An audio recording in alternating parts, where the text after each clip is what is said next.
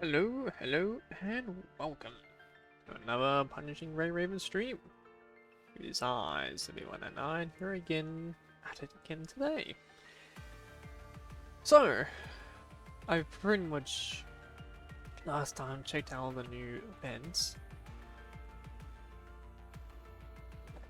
And so, I might as well continue the story from last time. We're in a completely new chapter now, but I still will continue with A1 Reforged.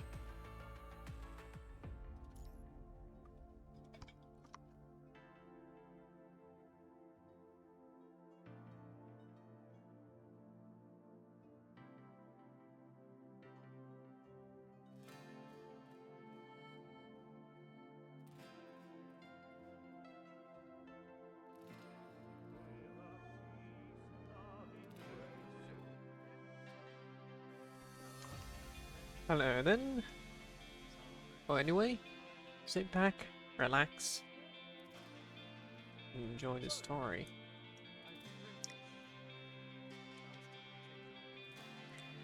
He will not abandon any comrades. He will defend every inch of our land. He will pass the flame of hope to everyone in need.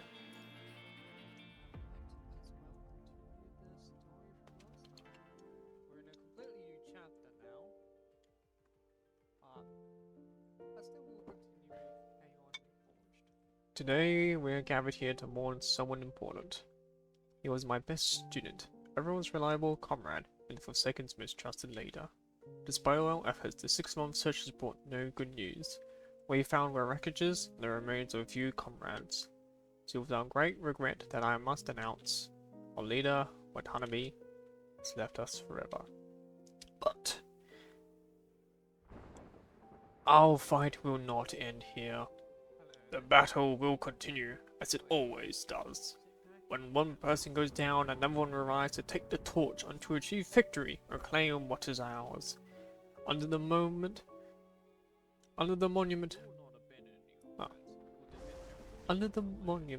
Balor's solemn voice stirs the emotions of everyone present.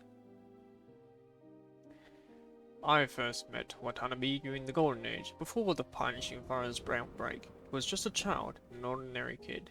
I asked him what he wanted to become. He said he hadn't decided yet, because he didn't know what the future held or what he would be like when he grew up.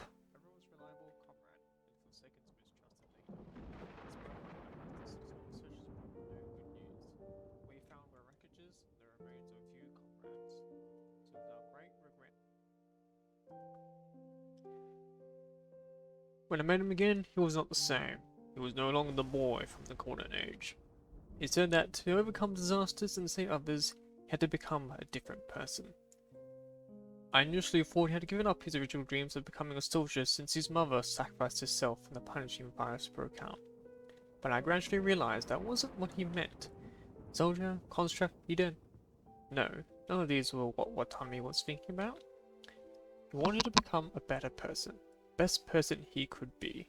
To become... The dark clouds are being torn apart by lightning, and rain pours down from the gap. The rain soaks everyone, drenching their clothes and hair. No one speaks, no one leaves. To become someone who can speak for the unprivileged, to become someone who can protect the weak, to become someone who can fight against injustice. Watanabe sacrificed himself in the struggle. He became the person he wanted to be, the best person that exists. The thunder fails to drown out Ballard's powerful voice, and the anger in everyone's hearts cannot be extinguished by mere rain. Watanabe led us in the struggle. He brought us from having nothing to having everything. He brought justice back to the world and showed all survivors that this barren land isn't just about deceit, slaughter, and survival of the strongest. Mutual partnerships, love, and overcoming hardships together still shine brightly in these ruins. We will not abandon any comrades. We will defend every inch of our land. We will pass the flame of hope to everyone in need. Did the deserters on Babylonia think that destroying Watanabe's body would extinguish these flames? Alan clenches his fist and places it on his chest. They are wrong. His flame will not go out from any sacrifice. Every heroic soul will become the fuel that helps the fire burn brighter, to warm and awaken those being oppressed. Does Babylonia think that suppressing us with force will quell the sparks of rebellion? They are wrong again. We never have feared spilling blood or sacrifice. How can threats from deserters stop us from breaking free from our shackles? We respect those who fight, but Babylonia continues to oppress its warriors. Such an unpopular regime will never win. High up on the platform, balanced gaze sweeps over everyone present. Rebellion might mean death, but not rebellion means never having lived. We have liberated the area that rightfully belongs to the Forsaken. But why should we stop here? Look at this monument. During the Golden Age, it symbolized unity. Today, we return here to mourn our fallen leader and comrades. But this is what they need the most. No. The best way to honor them is to fulfill their dreams and witness the future they wanted to see. Balin raises his arm, shattering the falling raindrops. His passionate voice echoes through the memorial square. Comrades, oppressed souls are still waiting for liberation in the conservation areas. You know that all Forsaken members are here today. Our trusted comrades are holding the front lines, guiding us against possible attacks. So today's memorial is not just a remembrance, but a rallying call for the future. Let us turn sacrifice into motivation to break the rotten oppressive chains. Bring justice back to the world. Restore dignity to everyone. Remember, this struggle only has two outcomes for both sides: victory or death. If we choose an outcome, then we will choose victory. Complete victory. Victory, victory, victory. As Ballard's speech finishes, deafening cheers echo the sky, shattering the dark clouds. Ballard looks up at the sky. The downpour continues. It looks like it's gonna last a long time. This weather again.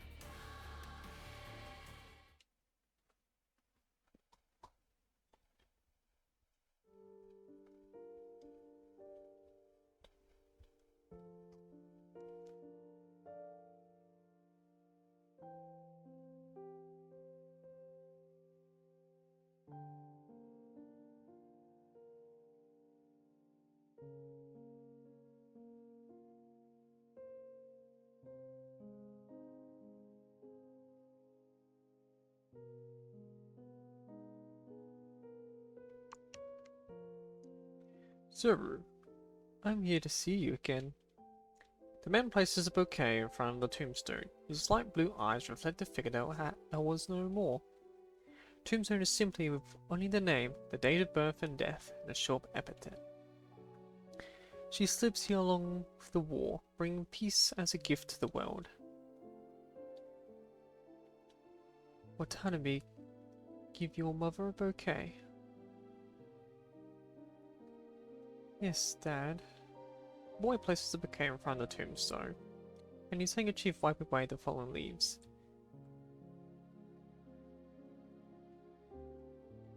Shin, Watanabe, you're here. Looks like I'm late for once.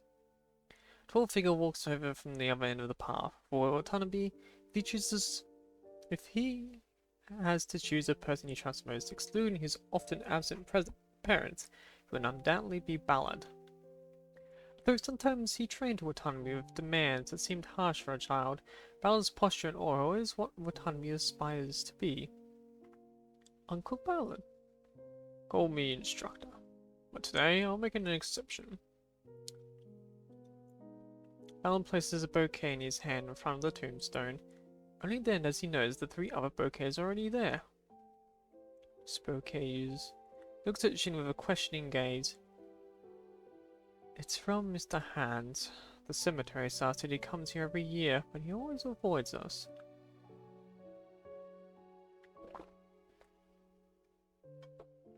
You and Suru were his most promising students. You also met Suru through him. Just before the war ended, there was a misjudgment that led to the annihilation of Suru's team. I fear that regret still haunts him to this day. That's war. Skies like these can't be healed by finding someone to blame. Only peace can mend the wounds torn open by war. Came to terms with a long time ago. Hands. Suppose that's common for someone who has fought all their life. Fortunately, we've finally achieved peace. I'll give us the time to heal those wounds. Why do you look like you have something else to say? Actually, wait, if it's a classified information from your security intelligence bureau, I don't want to hear it. It's not really classified, I mean. When Arnold had a shouting match with the president, everyone heard it, including the environmental and sanitation department downstairs. Probably what only space soldiers like you haven't heard about it yet.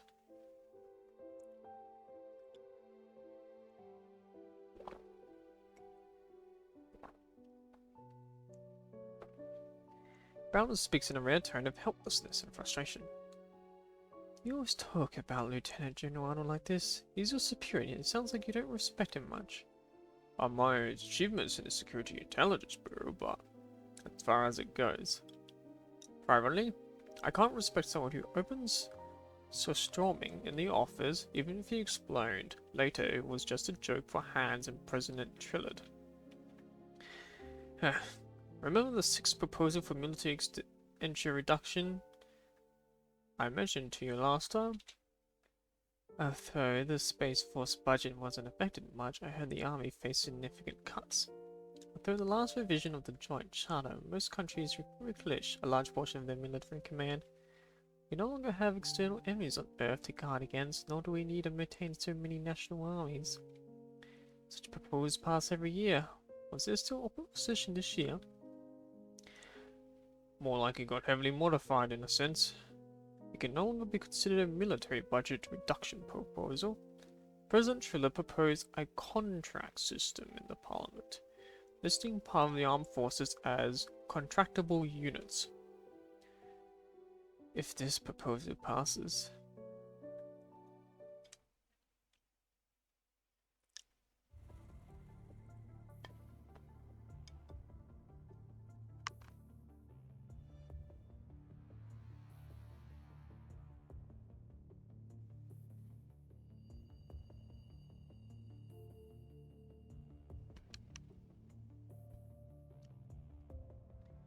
this proposal passes, these conglomerates and economic entities will be able to meddle in the world government's armed forces.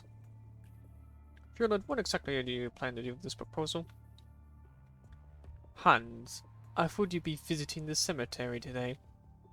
I went earlier this morning. This world government executive meeting is happening this afternoon. Here, new glasses. I met your secretary on my way and brought them for you. Man in commander uniform hands over the glasses. I needed these. He removes the old panels, missing half one lens. Phew. I didn't think much about it earlier, but now I can finally see the stairs clearly. Why did Arnold punch so hard even though we gave him a heads up? I even chose the executive meeting that he usually attends virtually, but this time he showed up in person. Oh, Director of the Security Intelligence Bureau is as sharp as ever. No wonder people call him the Hound. Serves you right, you know exactly who Arnold despises the most. But be also blatantly biased. You should be grateful that security reacted quickly, or else you would have ended up with more damage than a pair of broken glasses.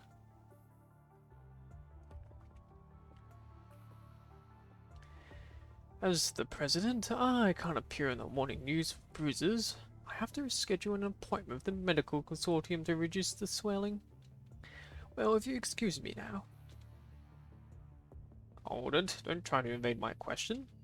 There's no one else here. You can speak your mind, old fox. We've been working together since before the formation of the world government. I know what you put on paper is never what you really mean to do. Then why bother digging? Actually, we just need money. Lots of it. Triller gives an awkward smile to avoid further embarrassment. He turns to look at the huge statue built in commemoration of the unification. Industrial stagnation, shaken police, the quagmire of war. The appearance of any one of these would threaten the status quo. The world government bears the load of the whole of humanity. Even the smallest crack could cause this dam to collapse. Dominic and the Science Council have solved the problem of belief. When the world's smartest minds gather to create miracles for humanity, their proposed ideologies become deeply rooted, unshakable as steel. Although the military's peace operations over the past decade, extreme ideologies and extremists have lost their means and grounds for survival, freeing us from the quagmire of war. But Hans, while we've unified ideology and power, our resources have yet to be unified. Cervical sculpture reflects in Trilliard's eyes. You can see a small figure on each reflective surface. At the monument beneath the sculpture carries the names of every martyr who sacrificed for peace, along with an inscription at the base. World for all. Most resources are still controlled by a minority, and these people won't be swayed by beliefs. They are like the fat dragons guarding treasures in Knight's novels, sleeping on mountains of gold and agate, while worrying what we might one day break into their caves and plunder their treasures. But in fact, we can never use force against them. I figure that means you decide to trade with them. For their own good. They would sell the ropes they will use to hang themselves. It's a grand gift. It actually comes at a different price. You wear the same expression as those corporate representatives when they heard your proposal. Oh, only those who share their foul tastes can talk about these things. Dominic and his scientists stabilize the beliefs, and you and your army resolve the wars. And as for the mundane matters of life, leave them to someone as ordinary as yours truly. Whether it's Project 0 Point Energy or Project Eden, it's hard to move forward when our resources are not unified. You're playing with fire. These people are just going to chuck their manners out the window once they're powerful enough or have what it takes to contend with the world government. But if I can use this fire to my advantage, then I can cook great stuff with it. And naturally, I know just what to do not to get burnt. First of all, it's true the army has implemented a contract system, but recruitment and training qualifications are still in our hands, which ensures the scale of mercenaries won't go haywire. Unless they're willing to tread the fine line of the law, there's very few people inclined to choose a precarious life spent fighting in the shadows. Secondly, the contract system only applies to the army and some of its equipment, confining the armed forces strictly to the land. Such a single force is insignificant under a complete four-dimensional airstrike system of land, sea, air, and space.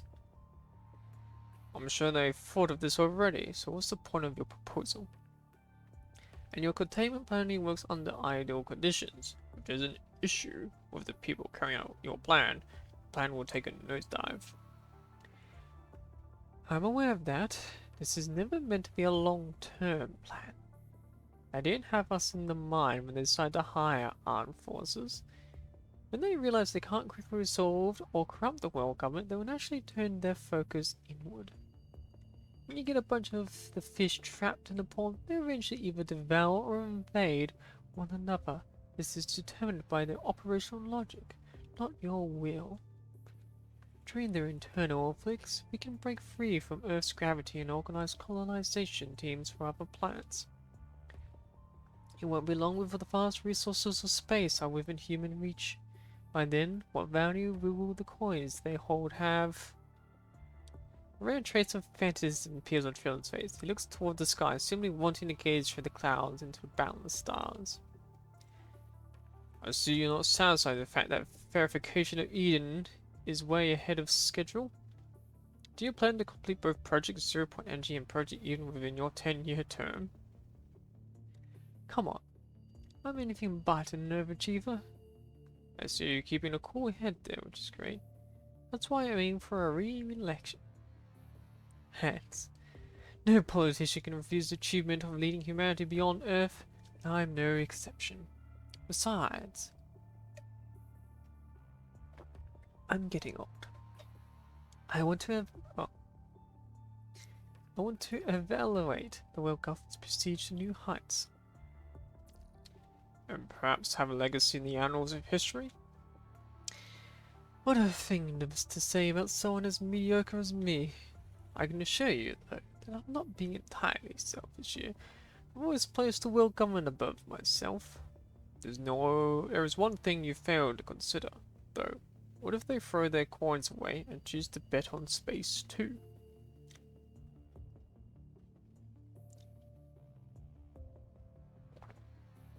If they too set their sights on the cosmos of the stars? Drellin turns around, the sunlight filtering through the spherical sculpture landing on him. He spreads his arms as if to embrace the giant fireball in the sky, or the entire world before him. That would make them like-minded people. No? What would I have to worry about then?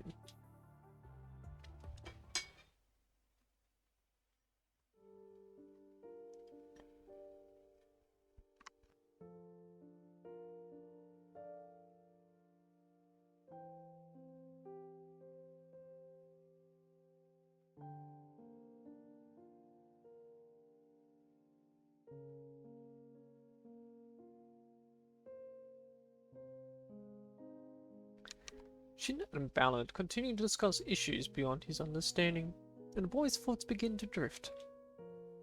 There are no remains on his mother's tombstone, and Navia's assault extremists used an unstable thermal cannon. The haywire explosion turned them and the government forces into ashes. In the 400-meter diameter crater, no traces of humans were found. Only molten iron and cooling crystallizing rocks. Smoke from the explosion covered the entire city, taking a week to settle. Perhaps that's when the sacrifice truly returned to the soil. For humanity, it was the last day of war and chaos, but for the families of the sacrificed, it was their first day of grieving. Why? Why did Mum have to go to those missions when they were so dangerous? Though Watomi didn't witness it firsthand, through the gruesome photos and repeated news broadcasts, he felt as though he could smell the gunpowder. Or what the bodies must have been through when they blew up. It was the moment those people and his mother were frozen to death. Every time Watomi thought of this, his stomach would spasm. This made him dizzy at the sight of injuries, because that's what he saw wasn't the fresh wounds on his retina, but the lingering illusion of death. Countless times Watomi questioned his mother who was no longer there. The same question he never had the guts to ask his father, fearing it would only add to his grief. Brandon might be a good choice, but it would make him think I'm a wimp. The boy is unable to find the answer to his question, his heart heavy with worries and overthinking. I think. Young Sir Wonderful was never seen appears in sight, because this was the response she chose to shoulder. The youngster gently places a memorial bouquet in front of the tombstone and bows their head in silent tribute. The youngest appears to be the member of the military personnel like Shin, except they were wearing a completely different uniform. Responsibility, he said. What about her responsibility as a mother and wife? Watomi is seeing the youngest for the first time, yet he's feeling a strange sense of familiarity with the young person. Watomi knows he should be exercising his vigilance, and he finds him asking this question. It's been in the back of his mind. There are many soldiers in the world and carry out missions, but to my father, she was only his only wife. To me, she was my only mother. Did it really mean that little to her? She never ignored you. You were also the source of her faith. You will face the same choices in the future. My mother left nothing but an empty tombstone. I swear I'll never be like her. No, there's more to it than that. The sound of raindrops hitting the leaves interrupts the young soldier's next words.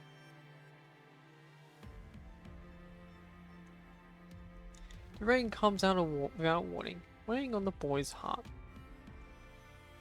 Autonomy. Need to go. His father's voice comes from somewhere nearby. Before he knows it, he and Ballard have already reached the cemetery's exit. Alright. Watomi takes off his coat and shields himself from the intensifying rain and jogs towards his father. He turns around and sees that a strange youngster has already moved to that next tombstone, offering another bouquet of flowers. But through the hazy rain, Apparently makes it a symbol of a shield and a wing imprinted on a youngster's cloak. On autonomy, let's get going already. Coming. The rain intensifies, forcing Watanabe to curl up entirely under his coat as he runs toward the exit. In the rain, the young officer's figure stands like a lighthouse at sea, surrounded by the tombstones, forming a cluster of reefs. Lonely yet resolute. Aeon Reforged.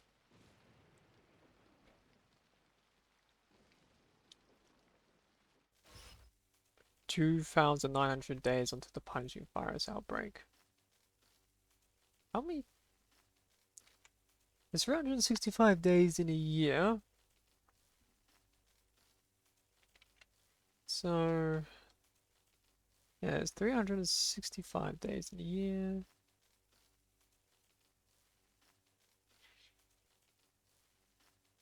Hmm.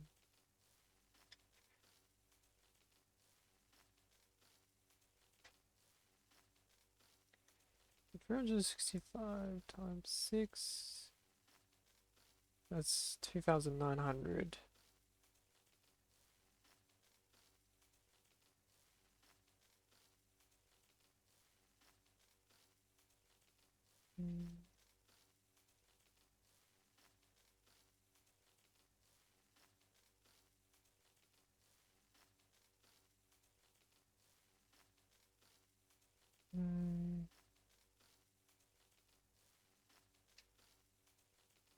So yes, about 8 years.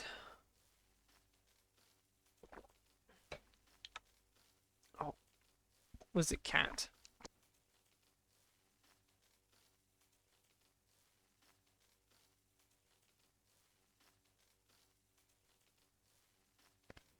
Watanabe was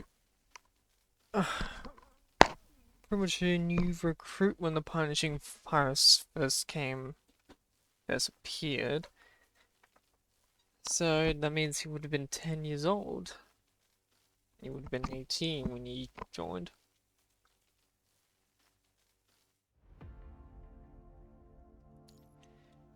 Our next target is the stars. Where do we go from here? It's something people never stop talking about, no matter the era. Where does life originate? How is consciousness born? What is the end of the universe? And where does human civilization go?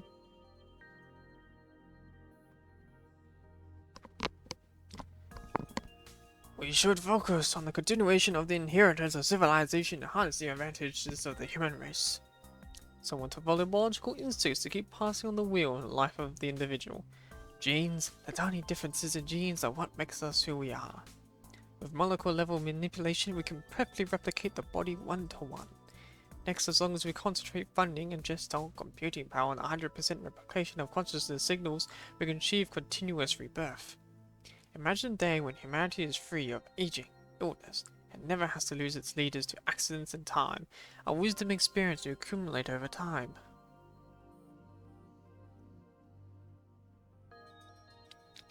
Some want to break the shackles of the mortal body through self-mortification.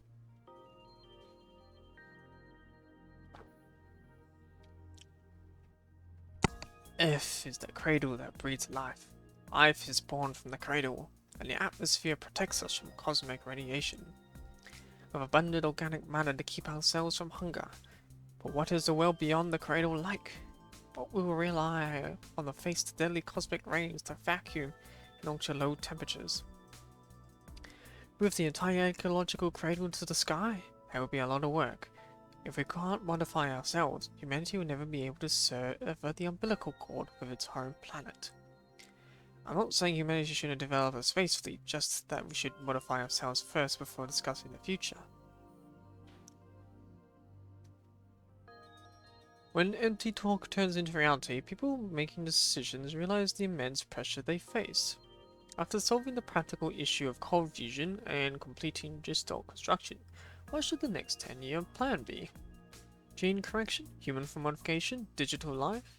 With limited resources in the home planet system, implementing all these plans simultaneously is clearly a pipe dream. Going forward, humanity must tread carefully. The clash of various thoughts, moral codes, and the entanglement of interests made it difficult to reach a clear conclusion in this century-long debate. Until that person's lieutenant brought the theoretical report and construction plan to the World Government Conference.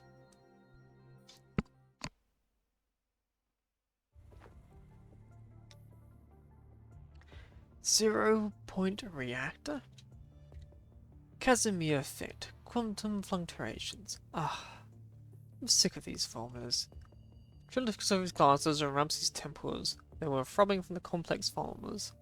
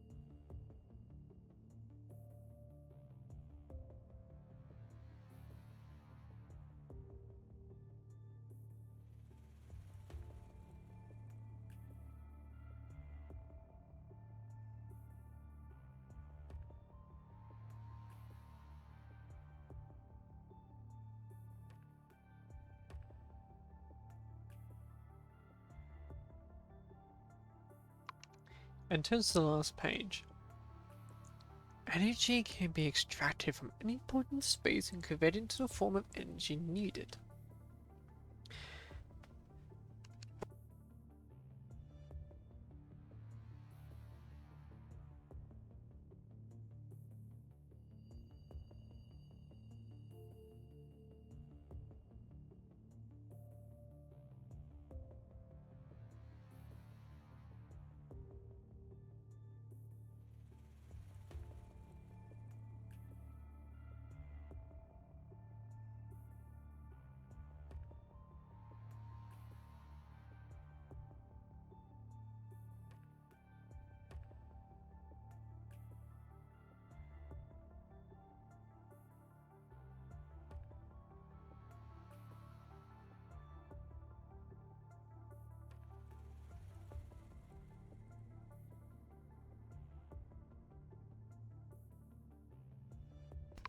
Upon reading this, Trill's pupils dilate slightly. The possibilities this sentence hints at quickly flashes through his mind. But as a politician, especially as the first president of the world government, he cannot show any bias. He puts his glasses back on, masking his inner excitement with the usual mild demeanor.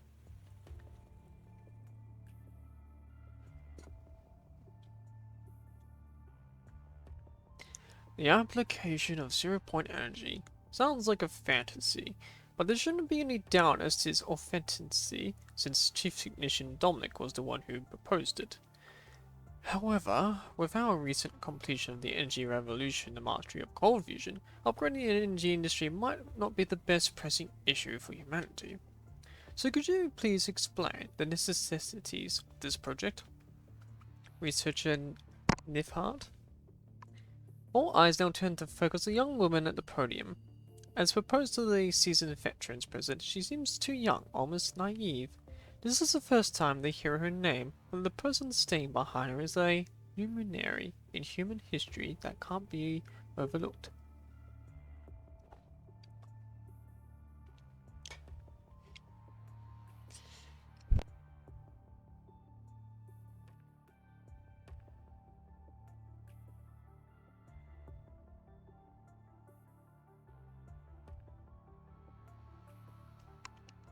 Legendary Dominic, who united the initial disparate scientists, established the Clients Council and led humanity out of the Great Depression.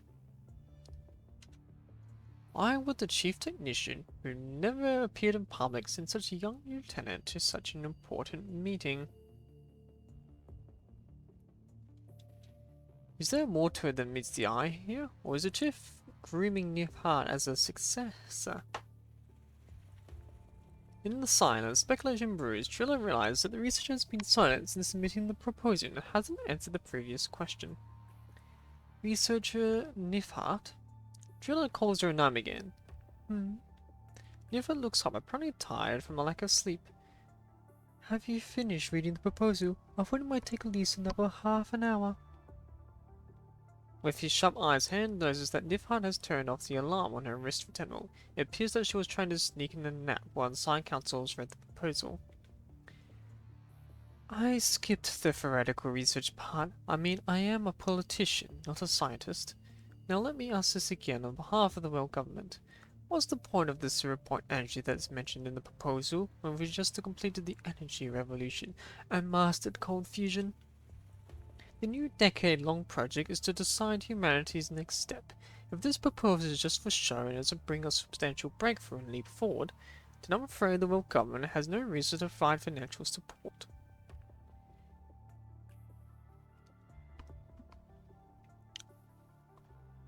You might as well handhold her through convincing us. Hand's familiar with his old friend's rhetoric, shakes his head, knowing that Trillard is playing it. A decade? You probably only read the last page. The estimate time in the proposal is 20 years. 10 years will only be enough for validation. Miss Nifhard, there's no place for bad jokes. Validation is necessary. The results will determine whether humanity can use our current technology to build colony ships that travel faster than light. If validation fails, the only visible part of this plan will be Project Zero-Point Energy that you mentioned. This could provide humanity with additional 70 trillion kilowatt hours of clean energy annually. That's the most trivial benefit of Project Zero-Point Energy. Its true significance lies in the breaking the way we've been using energy since the Second Industrial Revolution. Nifhard appears half asleep, but she's laser sharp and focused when it comes to field of expertise. Currently, no matter how we generate energy, we need to go through conversion before we can use it. We burn fossils with heat, we expand gases for power. Our methods of obtaining energy are changing, but the inefficient and wasteful conversion process has seen no breakthrough. Which is why Dawn 3 has only been able to reach 1% of light speed after prolonged acceleration, despite its cold fusion engine and load capacity. Crossing the Oort cloud alone will take generations, let alone exploring further into space. With zero-point energy, it's different. Its properties allow it to be collected and converted to any known form of energy simultaneously. This is written on page 36, line 57. This means collection and conversion happen simultaneously, eliminating energy loss and conversion time. So we end up directly with the energy in the form we desire. Detailed explanations can be found on page 41, formula 65.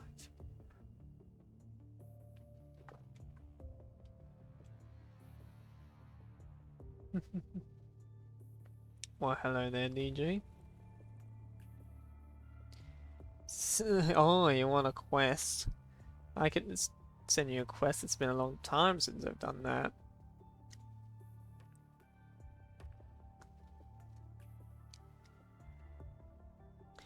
If the initial phase of validation is successful, then it will put us one step closer to bringing new colony ships with zero-point engines to reality. Our ships could break the 10% light speed limit, and in the future, even suppress light speed. Please refer to pages 79 to 92 for details. That's about it. Any more questions? Well, you can probably find all the answers to your questions in the proposal, though.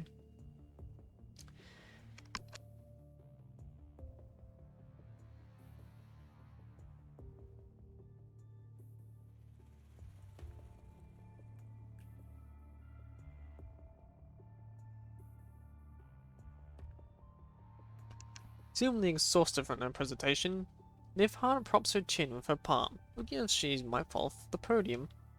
No one in the room, however, calls her out on her behaviour, because they all held spellbound the idea of faster than light.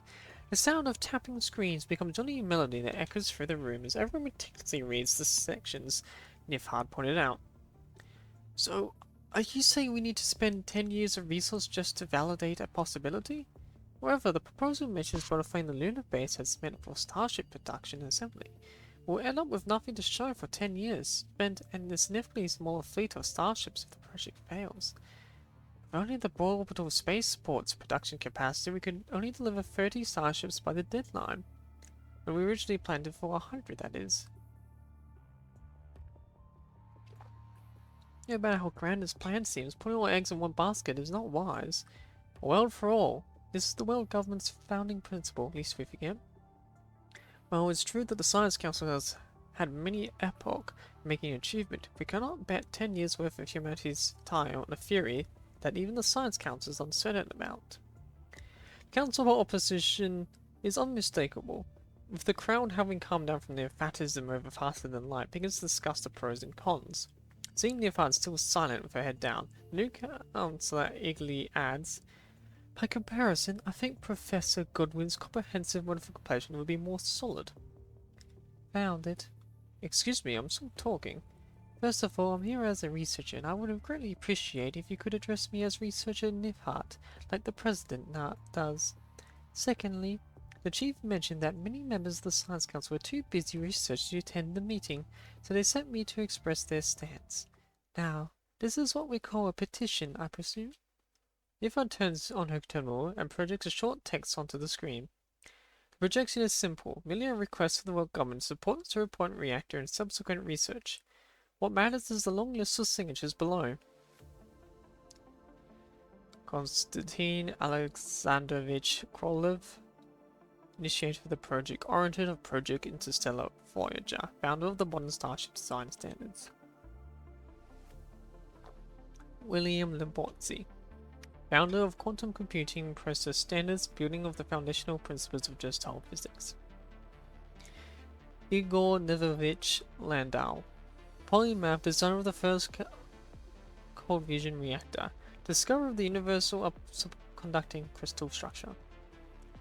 Chief engineer of Gestalt and proposal of marine fish farming techniques, author of the comprehensive guide to edible fungi. Last on this long list of signatures, Dominic, founder and chief technician of the Science Council, pioneer of Gestalt design theory, proposer of cold fusion theory and its practical application, creator of the first strong AI machine. This group of scientific leads that once led humanity out of the Great Depression has once again came together as one. Though some of them are now frail, confined to intensive care units, no one can ignore the weight of their words, for they were and still are humanity's beacons of hope. And when they're unified for a single cause, I'd say this is more of a threat. Is this the Science Council trying to coerce the world government into making a decision biased in your favor? The Divine Council slams the table, pointing at Nifhat, angrily accusing her, seemingly about to curse. Biased? We seek nothing for ourselves. All this research will serve humanity. This petition is meant to voice the wishes of those researchers who can't be present today. Isn't this summit supposed to be decide the future? Shouldn't we all be open to more opinions here? Most the answer ministers pale at what Nifhat just said. They are either from entrenched families, complex interest groups, or emerging enterprises. They fought hard during their seats at this assembly, hoping to ride the wave of the times. Faced with the petition here, the list of signatures runs longer than the main text itself. The hidden agendas seem destined to crumble. Right then, someone bursts out laughing. This summit is indeed open to everyone's opinions. I'm sure we all have taken your valuable suggestions to heart. If there's no further questions, let's proceed to the vote. The meeting is a turning point in the fate of civilization, which humanity chooses to spark their hope. I hereby announce, based on the decision of the 13th World Government Summit, that for the next decade, or rather the next 20 years, Project Eden proposed by the Science Council will be our primary focus. May human civilization achieve greater glory. Our next target is the stars.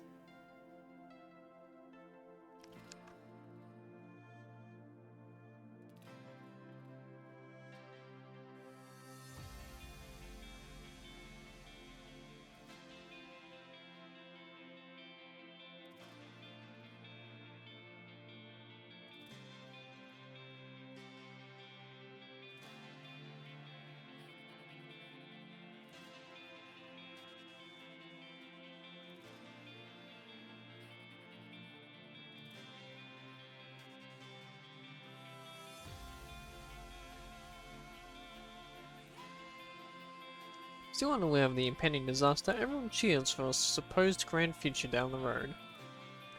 In the first year, Project Zero Point Energy, Zero Project of Project Eden, officially launches. Led by the Science Council, that aims to establish 5 experimental zero-point reactors worldwide to verify the reactor's reliability from multiple perspectives.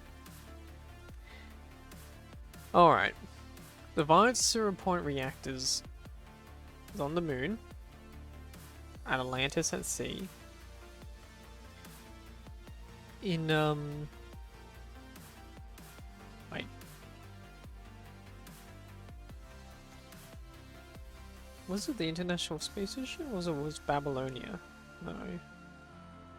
I know, one of them is in orbit.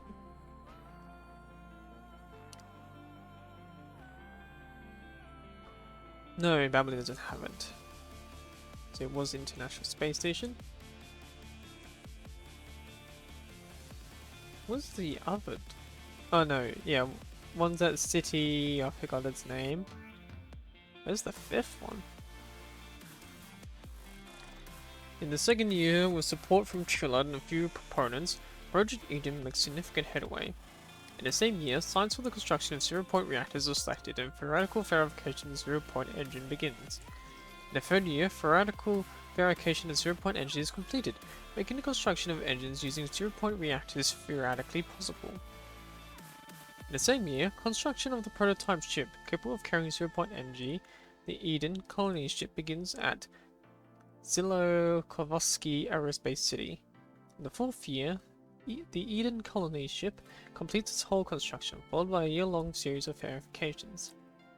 In the fifth year, Project Eden achieves significant breakthroughs. The Eden interstellar colony ship completes 32nd generation SES space environmental stellar verification at Zilokovsky Aerospace City, making permanent space residency and FTL travel a possibility for humanity. In the same year, the former interstellar navigation project, Project Orient, was incorporated into Project Eden, shifting humanity's century-long goal from interstellar navigation to interstellar colonization. In the same year, the lunar base begins renovation to better research and assemble the second-generation interstellar colony ship, the Eden II, equipped with the zero-point engine. In the same year, countries transfer the usage rights of spaceports and starships to the world government. Since then, the world government has gained control of all land, sea, air, and space military forces. The starship fleet is established and large-scale recruitment for Space Force begins. In the sixth year, the lunar renovation project is largely completed, with an additional zero-point engine test site. In the seventh year, Trilland proposes an army optimization reform at the world government's executive meeting, listing some personnel equipment as hireable assets. Eventually, the Army Hiring Act passes by a narrow margin. At the end of the same year, thanks to the sizable funds generated by the Army Hiring Act, Project Eden once again makes significant headway. Thus, all preliminary work is completed, and Project Eden, and its core project, Zero-Point Energy, officially entered prolonged construction phase.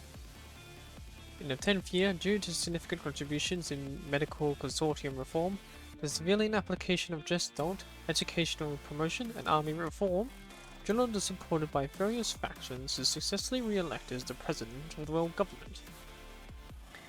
In the 14th year, Project Eden makes another breakthrough. The second-generation interstellar college Eden II is assembled in the lunar base, equipped with the temporary installed confusion engine. It successfully launches and enters a synchronous orbit, waiting for the completion of zero-point engine. In the same year, the Science Council announces that the first ignition of the zero-point reactor will take place within a year. Politicians, merchants, soldiers, scientists, engineers, Project Eden is suddenly the talk of the world, so much so that even children are talking about it based on what they see on the news. And all eyes upon it, Project Eden is now the 14th year of implementation. It's also at this time that a certain young man celebrates his 18th birthday. It was only in 14 years of development. Some of the 6 years.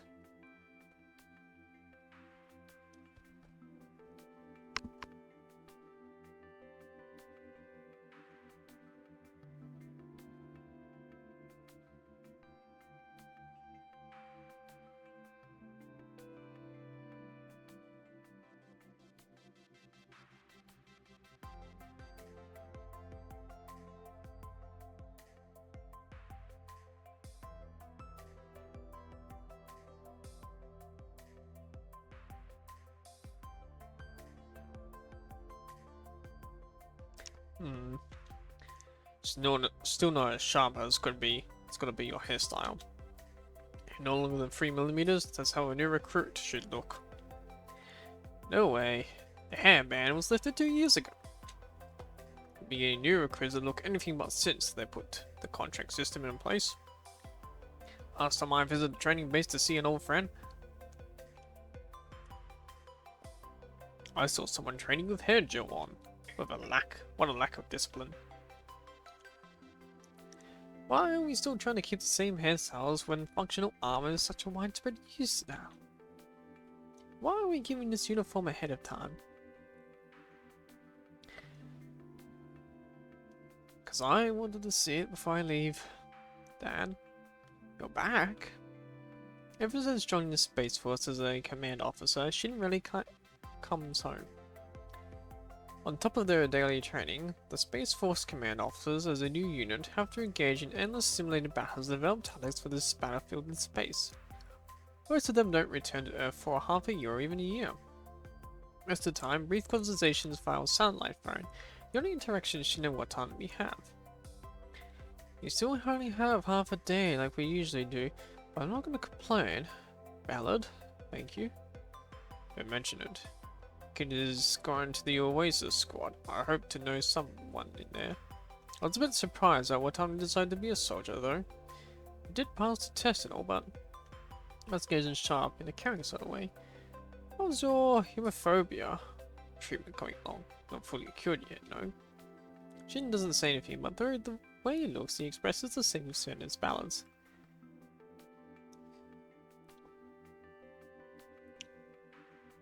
Well, I passed partially because they went easy with the recruitment criteria again this year.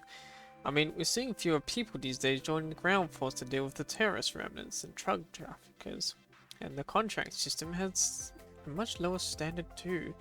We're pretty much there just for show, so to speak. According to Gestald's career recommendation, this happens to be the most suitable for me too. Alan doesn't say anything more. Having been entrusted by Shin to take care of Wannabe and train him according to his own habits, he knows that Watanabe indeed has what it takes to become a great soldier. This is probably also why Gestalt came up with the career recommendation for Watanabe. But in the Golden Age, people no longer need to rely on talent to prove their worth as they did before. People care about interest or what they want out of life, deciding what to do down the road. This is clearly not the area where Gestalt programmed to determine situations based on profit and loss. Is able to provide advice.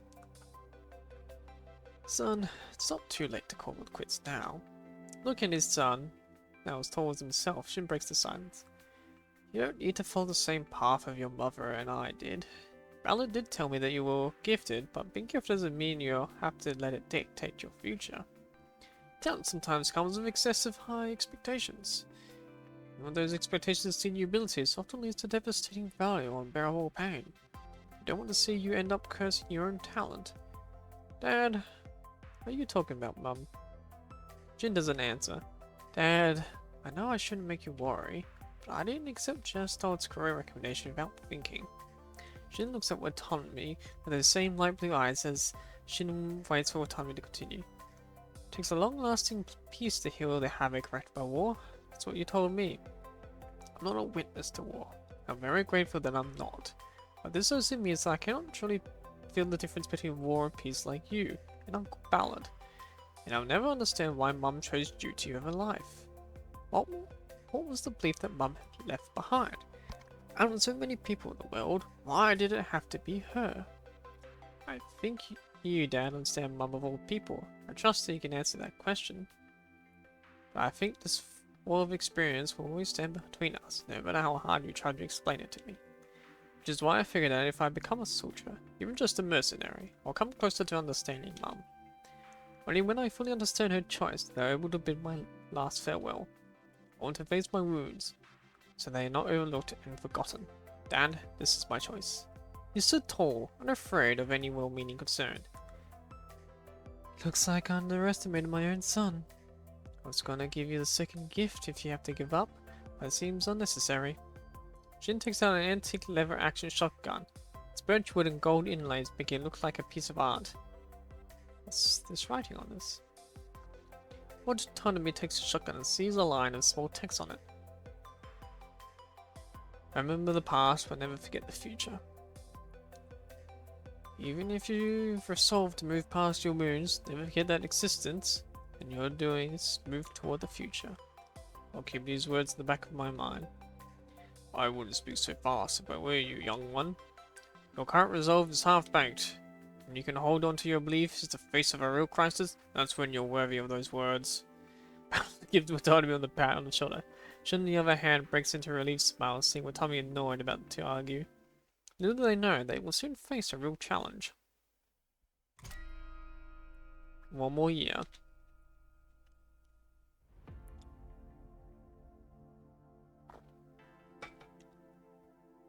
One more year.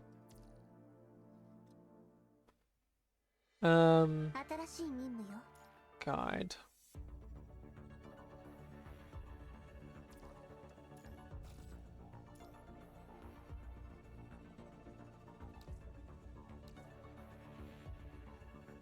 Well, I do have missions for you. Just haven't done anything yet, DJ.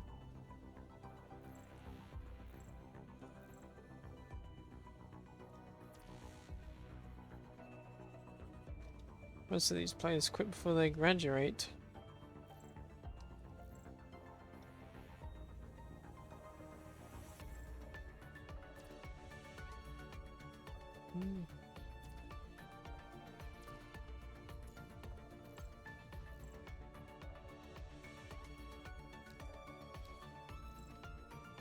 Well, you do have your missions, so get to them, soldier.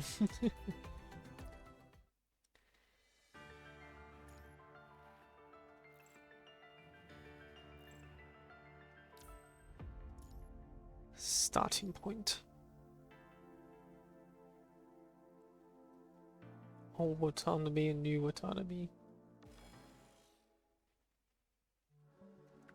Anyone who has turned 18 and has no major criminal record can make friends with people using just Told's matching system.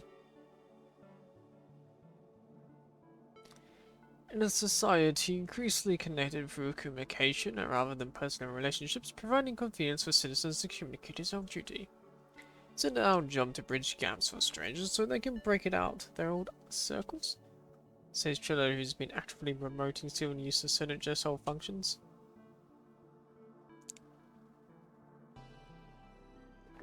Gestalt matching system, huh? But everyone's going to turn down this offer, being one of those who aren't entirely familiar with breaking out of their old circles to make friends with complete strangers. Establishing one's identity before communication is deeply ingrained habit since primitive times, and isn't easy to break.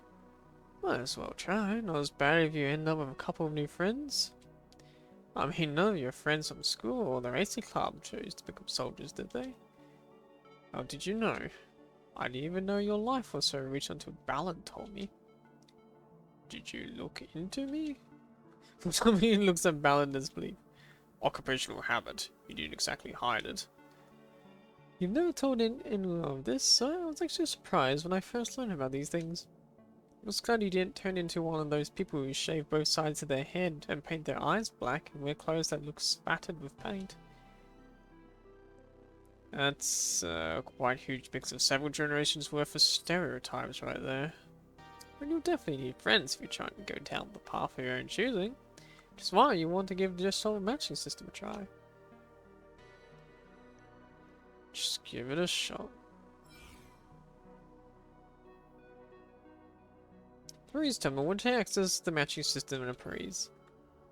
Dear citizen, hello and welcome to Gestalt matching system. You're exercising your legal rights under Chapter 3, Article 291 of the Citizen Welfare Act. Please read the following terms and proceed after confirmation. Watanabe quickly scrolls through the long privacy terms and usage rules and press confirm. That's gotta be the most realistic part there. Yeah, you're 10 right. There's a bot.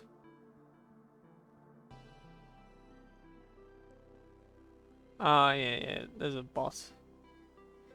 I always seem to get those on Kick.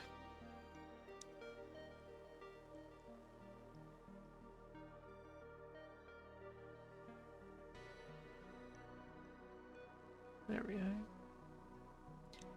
Retrieving citizen database. Oh, okay. There's bots everywhere. Retrieving citizen database. This will take a few moments. Confirming information matching. Before the AI says another word, Watanabe interrupts it with a confirm button. Matching complete. Would you like to enable privacy mode? Sure, since I'll be interacting with strangers. Understood. Privacy mode enabled. Thank you for using Just Talk matching system. Enjoy yourself. Contemporary system turn. A greeting comes through the speaker. Hello? Can you hear me? 5 days pass since Watanabe's birthday. He's already headed to the Oasis' new recruit training camp. It's a series of modern training camps in the desert, and Watanabe is heading to the second squad. Sorry, I can't see you off. It's okay, Dad. I'll go into kindergarten. Seeing family members off to military has been a long-standing tradition in the family. I believe you have what it takes to cope with whatever comes your way. I'll still be blessing you from above. Never thought I'd hear something so sappy coming from you, Dad. I'll just chalk this up to you being sentimental out in space. Wait for my good news. Yeah. After ending the satellite call, Watanabe is about to put his suitcase on the luggage rack, and somebody beside him lends a hand. Thanks. You're welcome. The person sits back in the seat. The person looks familiar, but Watanabe can't seem to recall who they are, no matter how hard he tries. Are you reporting for duty at the Oasis too? Well, the person seems young and they seem well trained by Ballard himself. Watanabe senses that the same aura and the same way this person carries themselves. Well, sort of. I mean, I'm actually on my way there to see someone.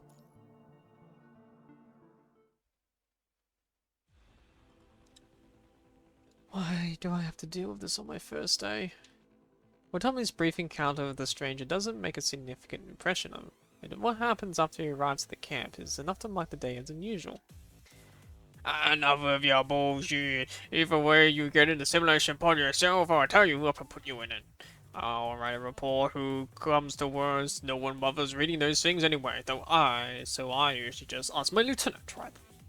I see Ballard trained you for 8 years, huh? Want to show me what you've got?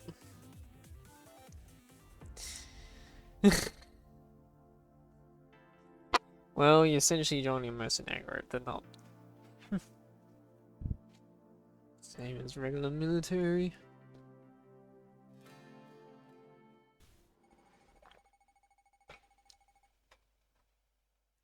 Ganbare, Shinpei.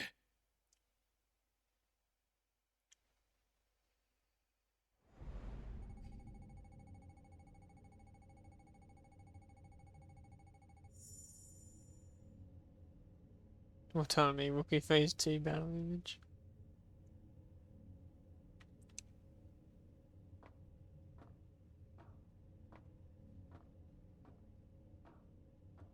Forget it, make it quick.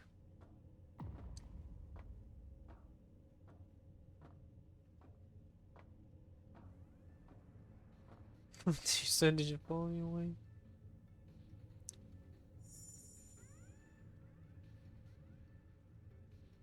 Just wanted to give you more time to warm up.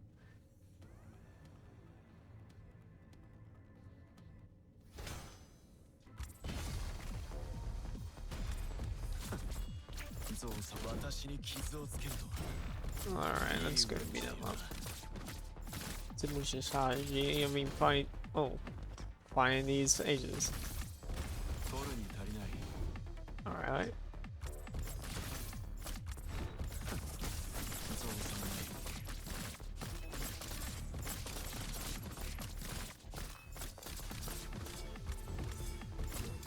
Oh, this is the new one.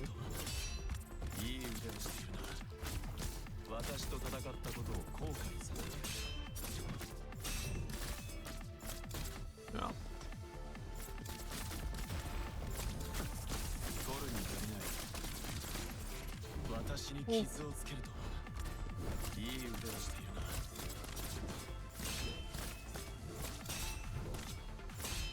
There we go.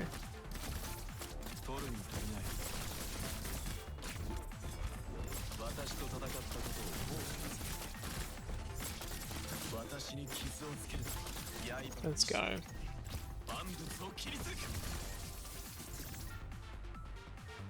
What a rush.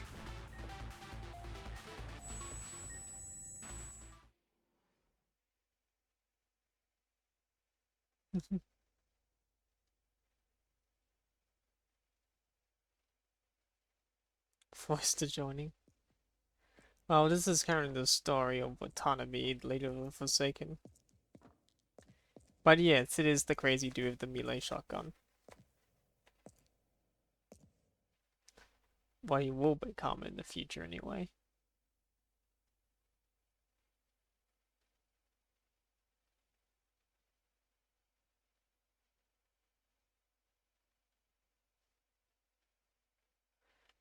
We're just seeing a vision of the past.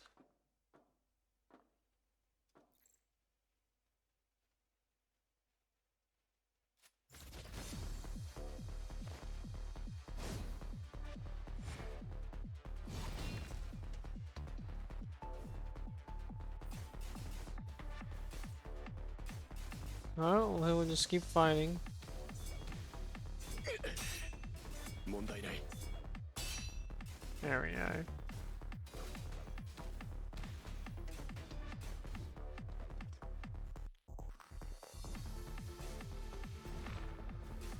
準備はすでに整っているもう死は恐れないこの戦いを終わらせる道を切り開く I'm really struggling to see 誇りない things. 成果だもう死は恐れない準備はすでに整っている生き抜いてやる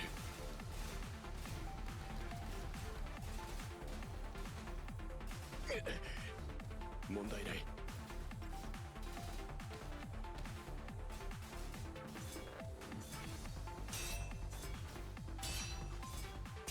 There we go. 命がけで行くぞ生き抜いてやる準備はすでに整っている問題ない Oh, this time that. 命がけで行くぞ生き抜いてやる準備はすでに道を切り開く Well, I don't know. I haven't actually know what happened to Watanabe, how he got his sword and shotgun. 意識界に反応あり続けてリンクを強めにおいまだ耐えられるダメよリンク時間が長すぎたわ一旦切りましょう Hmm.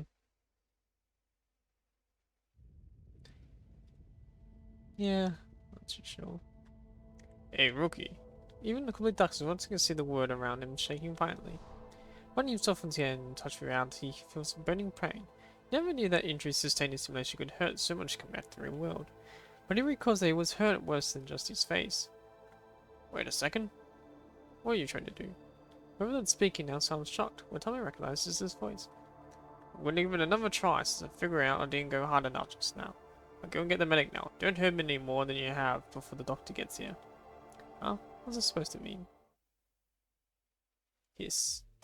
Hey, I'm glad you're still awake. Right then, Watanabe sees you instruct his big face, muscular arms, and half-raised hand. What are you doing? I was trying to wake you up since you were out cold. Well, this is kind of an old method, you ask me. Is that why I'm feeling this burning pain in my face? At least it worked wonders. By the way, kid, you fight well. I'll give you that, but you need to work on your willpower. I see you can't stand the sight of blood. I didn't say a thing when I got hit, but you passed out just like that, son. I passed out? I remember being the last one standing. What do we feel as though he's been whacked on the head by a sledgehammer? Raising what little was left in the fake memories, he now recalls that he did indeed pass out at the sight of blood. Is your head okay?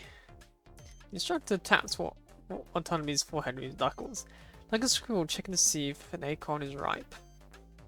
I'm fine. So what do we make of this match? Well, I wouldn't feel a damn thing if we counted as my win. How about another round? This time I'll enable a peaceful filter. Nope. Let's just call it your win. Says Watanabe decisively.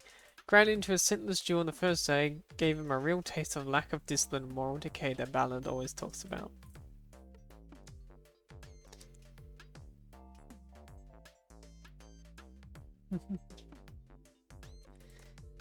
You're the expert on the new. Wow, this is all lore. That's why I'm going for the story now to find out what happened. Here we are. After running through the bumpy roads for hours on end, Watami steps off the off-road vehicle, transporting new recruits. So this is where it all begins. Recalling his resolution, the promise to his father, and the belief he set out to find. All worked up, Watami is feeling as unsettled as the swirling dust around him. You're Watanabe, right? However, his ambitions forwards are soon interrupted by an arm wrapping around him from behind. Come on, let me take you to the simulation pods. Let go. Who the hell are you? I'm in charge of the training camp, so you better behave yourself real well, son. Watanabe tries to break free, but finds himself unable to break out. The grapple was being locked in, having no choice but to allow himself to be dragged into the simulation pod room.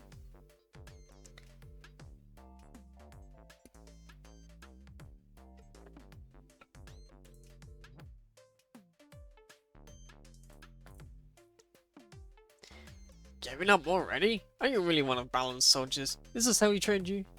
First of all, you told me always to keep a cool head no matter how good I am. Secondly, I'm not one of his soldiers, but I presume you know him quite well since you just brought him up. Of course I... The medic is here. I heard someone passed out in the simulation pod needs help with swelling. When the medic looks at the instructor and Watanabe, he really knows what's going on. Instructor Backhouse. I thought I warned you more than once to let new recruits enter the simulation pods before undergoing adaptive training. Well, you see, kids these days like to play those VR or AR games, right? I thought our simulation pods were kind of like that. And this boy should have gotten used to it by now. Fine, won't happen again. See the medic's increasingly grim face. The muscular man quickly changes his tone. Forget it. What's the rookie's name? Let's register him first. Watanabe. Watanabe. Watanabe only recalls to the rookie next to him and he says Watanabe's name. Bruce. My name is Bruce from Islay Islands. I'm Watanabe from Beirut. Why is he doing in Beirut?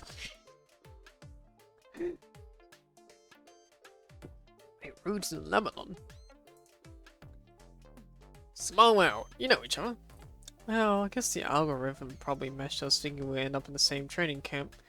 Wow, let me reintroduce myself. I'm Backhouse, Chief Instructor of the 2nd Squad at Oasis Training Camp. You just call me Instructor. He turns to look at Watanabe. How's the uniform Ballard took from me earlier? Doesn't fit?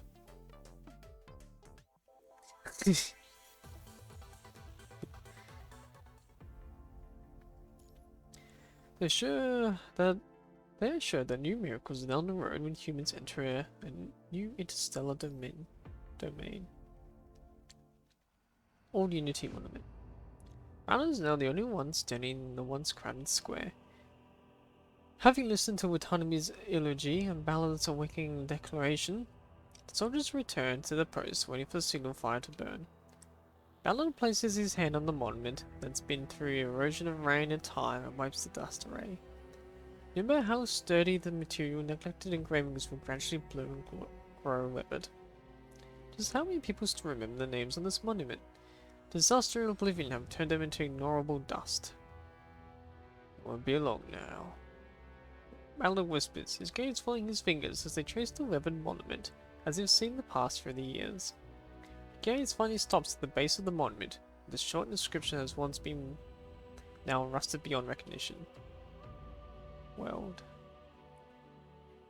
It won't be long before those deserters face the consequences they deserve.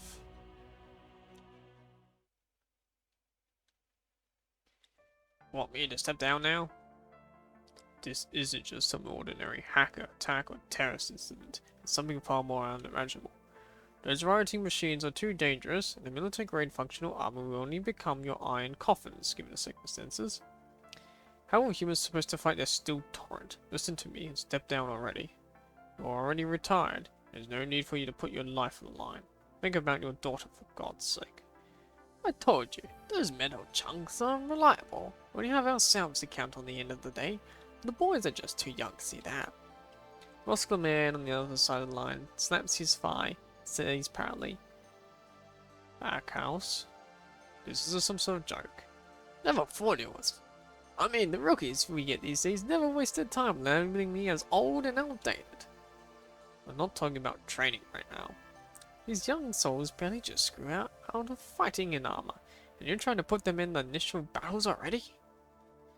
Backhouse smile fades as he touches the white stubble that's starting to show from lack of grooming.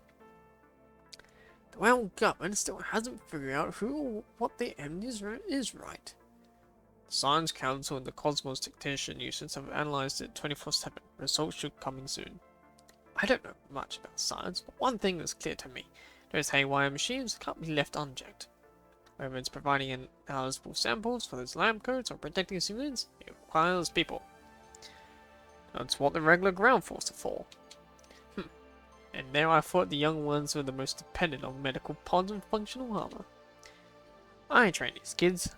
I know them better than anyone else does. This isn't your responsibility. Akbar raised his hand, cutting Balance short. I know what you want to say. For this old soldier's force completely out of sync with the times, let me just do a few more things. What exactly is that you think you can do, though?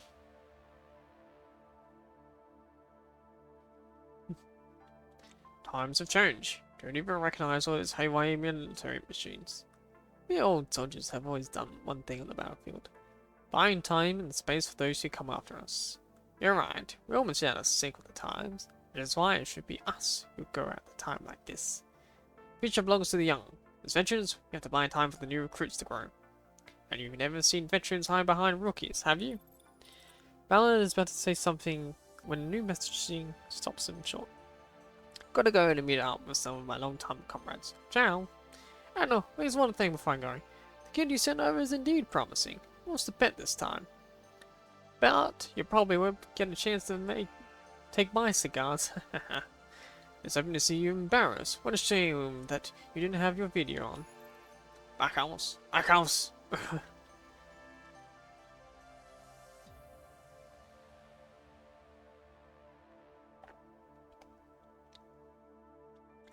When Ballard hears about Backhouse again, his name is nothing more than an inconspicuous line of words swimming in the sea of the countless frontline reports.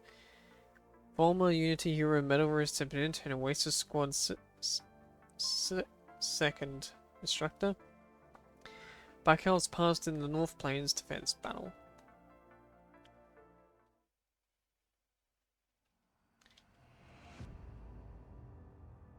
Instructor? So what's happening now? We've printed new flyers and they're distributing them in the campus in all districts. We are able to see how that goes in a week. But there are still many who can't believe that boss isn't dead. Calls to avoid direct conflict with Babylon have decreased significantly compared to 6 months ago, but haven't completely disappeared.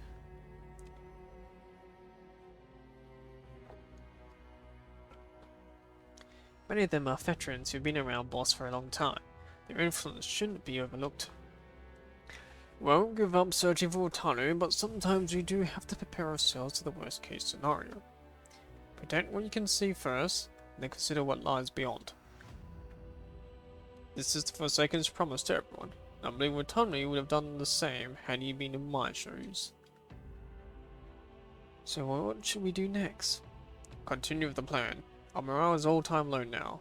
I wouldn't put it past our enemy to take advantage of the situation to manipulate public opinion against us. Notify all units to be careful around these spreading doubt and undermining our morale. Roger that. And what do we do with the loyalists? I personally talk to them. It's normal to have different opinions, and sometimes it's best to address things directly. However, now we can only follow one command strategy. Rather than descend the stairs, the clouds have grown thicker, apparently threatening to block the sunlight forever.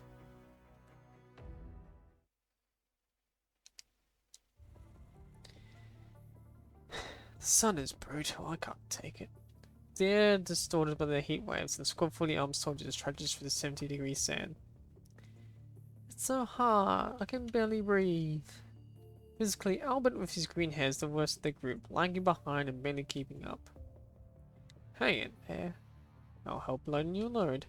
Bruce from Islay Islands, known for his good heart and knack for boosting morale, never hesitates to lend a helping hand.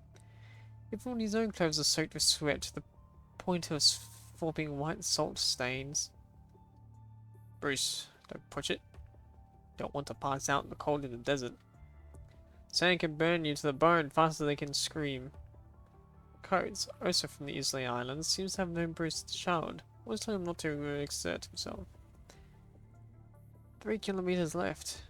Last to speak is Gaza. Quiet man. Over the past few days, what I would learn that Gaza loved mint tea, specialty of his hometown. I can't do this anymore. Albert.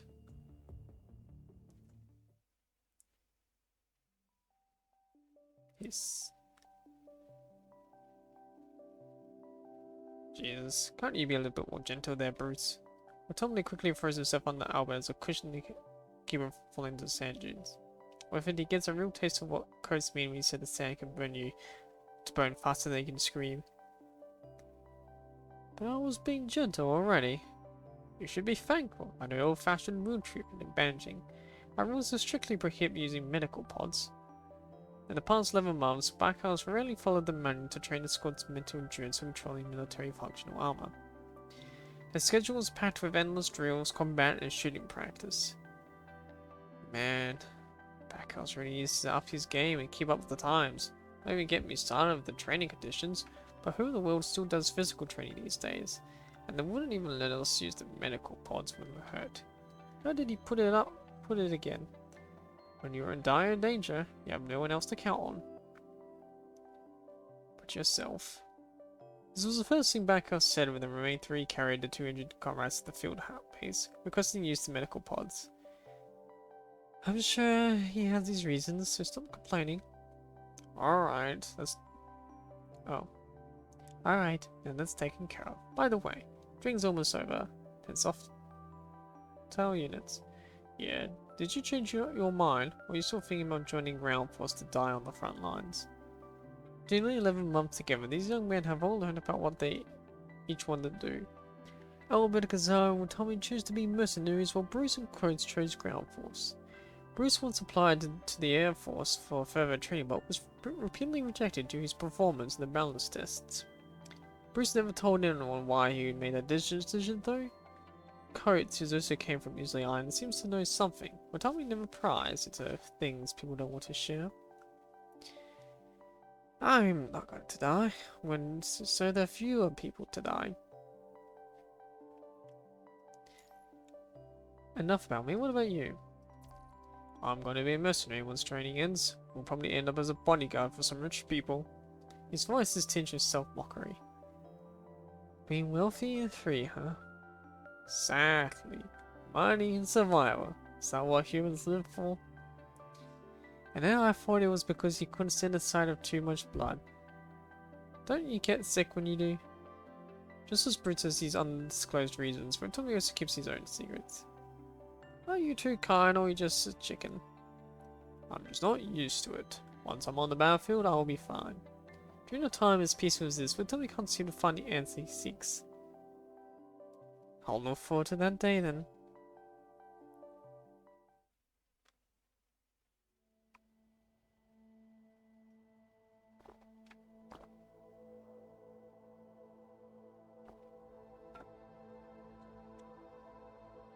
Commander, I need to review this proposal to modify the starship of 0-point energy. Since it's top secret, it wasn't sent from the terminal. Shin takes the thick stack of documents. Yep. Starts flipping through it while raising a question. I thought the first ignition test of Reactor 1 was scheduled for next month. Are you sure we are submitting this proposal a little too early? The engineering team seems confident in the project's success. If it weren't for the spaceport's non-alcoholic policy, they might have started celebrating with champagne when the reactor was completed last month. Oh, speaking of which, please deal with the crew members who smuggled vodka onto the starship as soon as possible. I thought it was dealt with last week.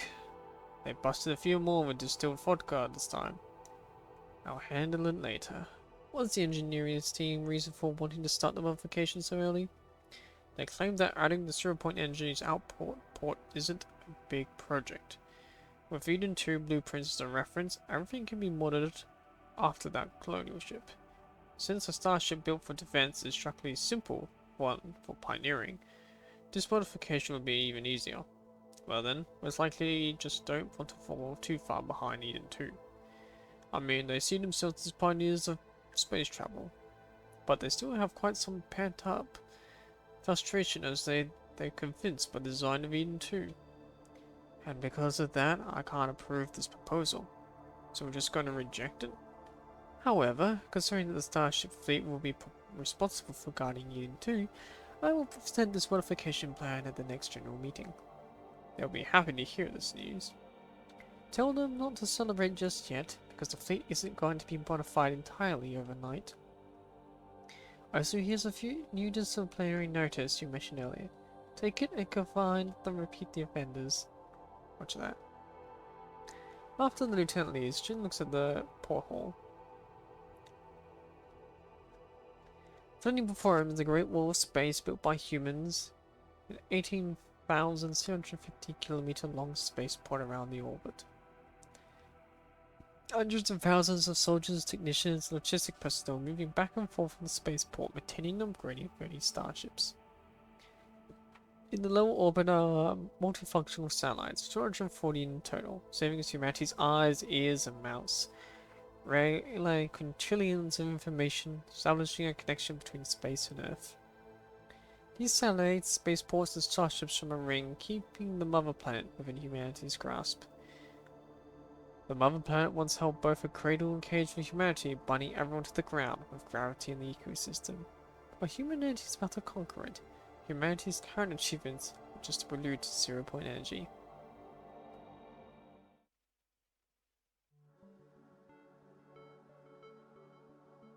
International space. Yeah, this is the International Space Station.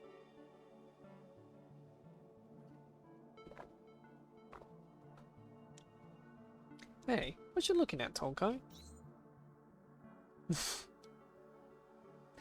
Tall, fully armed soldiers take him by surprise when spoken to. Jada can't see the soldier's face under his helmet, but the drone by his side faithfully displays his reaction. Oops, sorry, didn't mean to scare you. The researchers at the space station are already used to how quiet he is, relying on his drone to communicate. After years of working together, the researchers already know him so well that they understand what he means with a single facial expression. You really gotta stop phasing out. You've been in deep trouble if you went to the security chief. Hey, tall guy. I see it's your turn to guard this place again today. The passing researcher gives him a high five. Technically, the International Space Station doesn't need a security personnel, which is why the entire security department exists for only 3 people.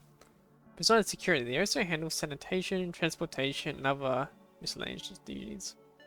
There isn't much to do, and with his naturally friendly personality, the tall guy could have become acquainted with all the researchers, becoming something of a mascot. You seem like the spot by that portal. Is it because you can see the spaceport? Why do you find the space station too boring or to apply to be a starship crew member? Alright, stop teasing him. Tall guy, we're heading to the lab. We should have lunch together. After 2 leave, the unnamed soldier looks at the pothole again. He isn't actually looking at the starships or the spaceport, but at space itself. The girl who wants to go spacewalking to him had said this. It's like floating in water without the omnipresent pressure squeezing your body and organs. Carefree, unrestrained. I wonder what that really feels like, wherever you ever get a chance to experience it.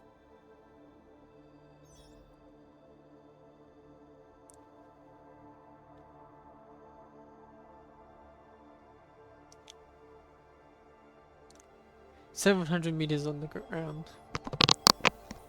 Just as dim blue light shines at Nifhart's face. Each flickering light is quintillion calculations done. Done. The last character entered, just as complies another self-check. Let's see, half an hour ago, I think just rest here for a while. Leaning against a nearby cable, Nifhart looks at this brain of the Golden Age. This massive quantum computer integrates almost all of humanity's knowledge and information. From starship blueprints, solutions for the chicken, and the rabbit puzzle, all of human civilization's wisdom is stored in one place. Supported by its immense computing power, the operations of the Golden Age society became orderly.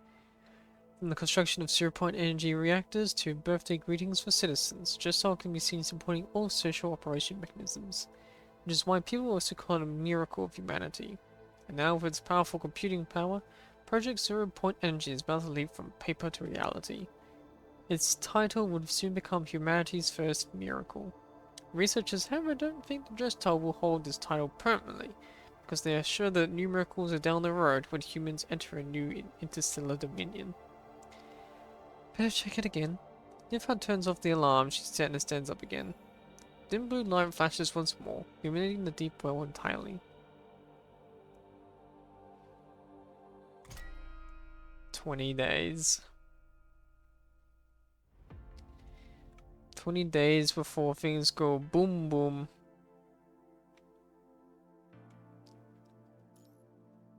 Before the outbreak. You rascals, better not disgrace me and your new units. I can't breathe. Ruth, move on over a bit. You're asking for the impossible. Damn, can't push him away. How strong is this guy exactly? I stopped struggling a while ago. On the training ground, Backhouse wraps his muscular arms around 5 of them, hugging them tightly. 5 heads of different colors squeezed together like folds of a bun, each showing varying degrees of pain. Today marks the last day of training for Watanabe and his team. Their year-long training at the camp has come to an end. It's time for everyone to part ways. Alright, for this memorable last day, I'm heading to HQ to get all something special. Just before Albert passes out, Backhouse lets go of his arm and vanishes in a flash. I thought I was gonna die. Yeah, have some mint tea. Thank you. Albert accepts the canteen from Gazer, while Bruce pats his back to help catch his breath. With that green hair, you might have a hard time catching the eye of those rich folks. It's not too late to switch careers. Coates sounds harsh but sincere. No, like you and Bruce, I'm preparing to join the ground force. The regular army is 100 times tougher than the mercenaries, plus there's an elimination process. I'm serious. But you're just barely getting by the way you are. Gurgle. Albert takes a big gulp of mint tea and takes a deep breath. Blackhouse is quite the maverick. Places a strong emphasis on how we do at the physical tests. But most of the regular army cares more about whether we know how to operate the military functional armor. With it, they all look at the warehouse where the functional armor is stored. A thin layer of sand has accumulated in front of the door, a sign that hasn't been opened for quite some time. Actually, it's Backhouse who gave me this piece of advice. He's not exactly a big fan of functional armor, but he gave me this piece of advice anyway when he noticed how tough my neural resilience is. I know how much I suck, but Backhouse never gave up on me, and even made life easy for me. Guys better not tell him that I just said that, because he would have made it clear that he didn't want me to bring up the special treatment to anyone. Why are you looking at me like that? He told you to? Take it he said the same thing to you guys too. Was it just 2 days ago? Yep, verbatim. Wait. When somebody places a hand on his shoulder and says earnestly, Greenhead, my council doesn't dole out special treatment just to anyone. He does it with his subordinates. He suggested apply for the Navy. Gazer speaks in his muffled voice before adding a remark. Interesting how he thought I could live out in the sea when he's only seen me living in this desert. His advice to me was similar. 2 days ago he approached me and asked if I wanted to try applying for the Air Force.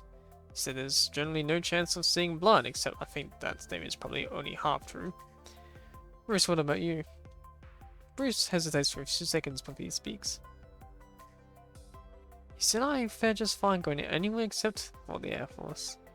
Bruce breaks a cheery smile. Bruce? But the air seems to grow heavy because they all know how badly Bruce wants to get into the Air Force. Only Bruce himself and Coates, however, know that what's driving Bruce's obsession.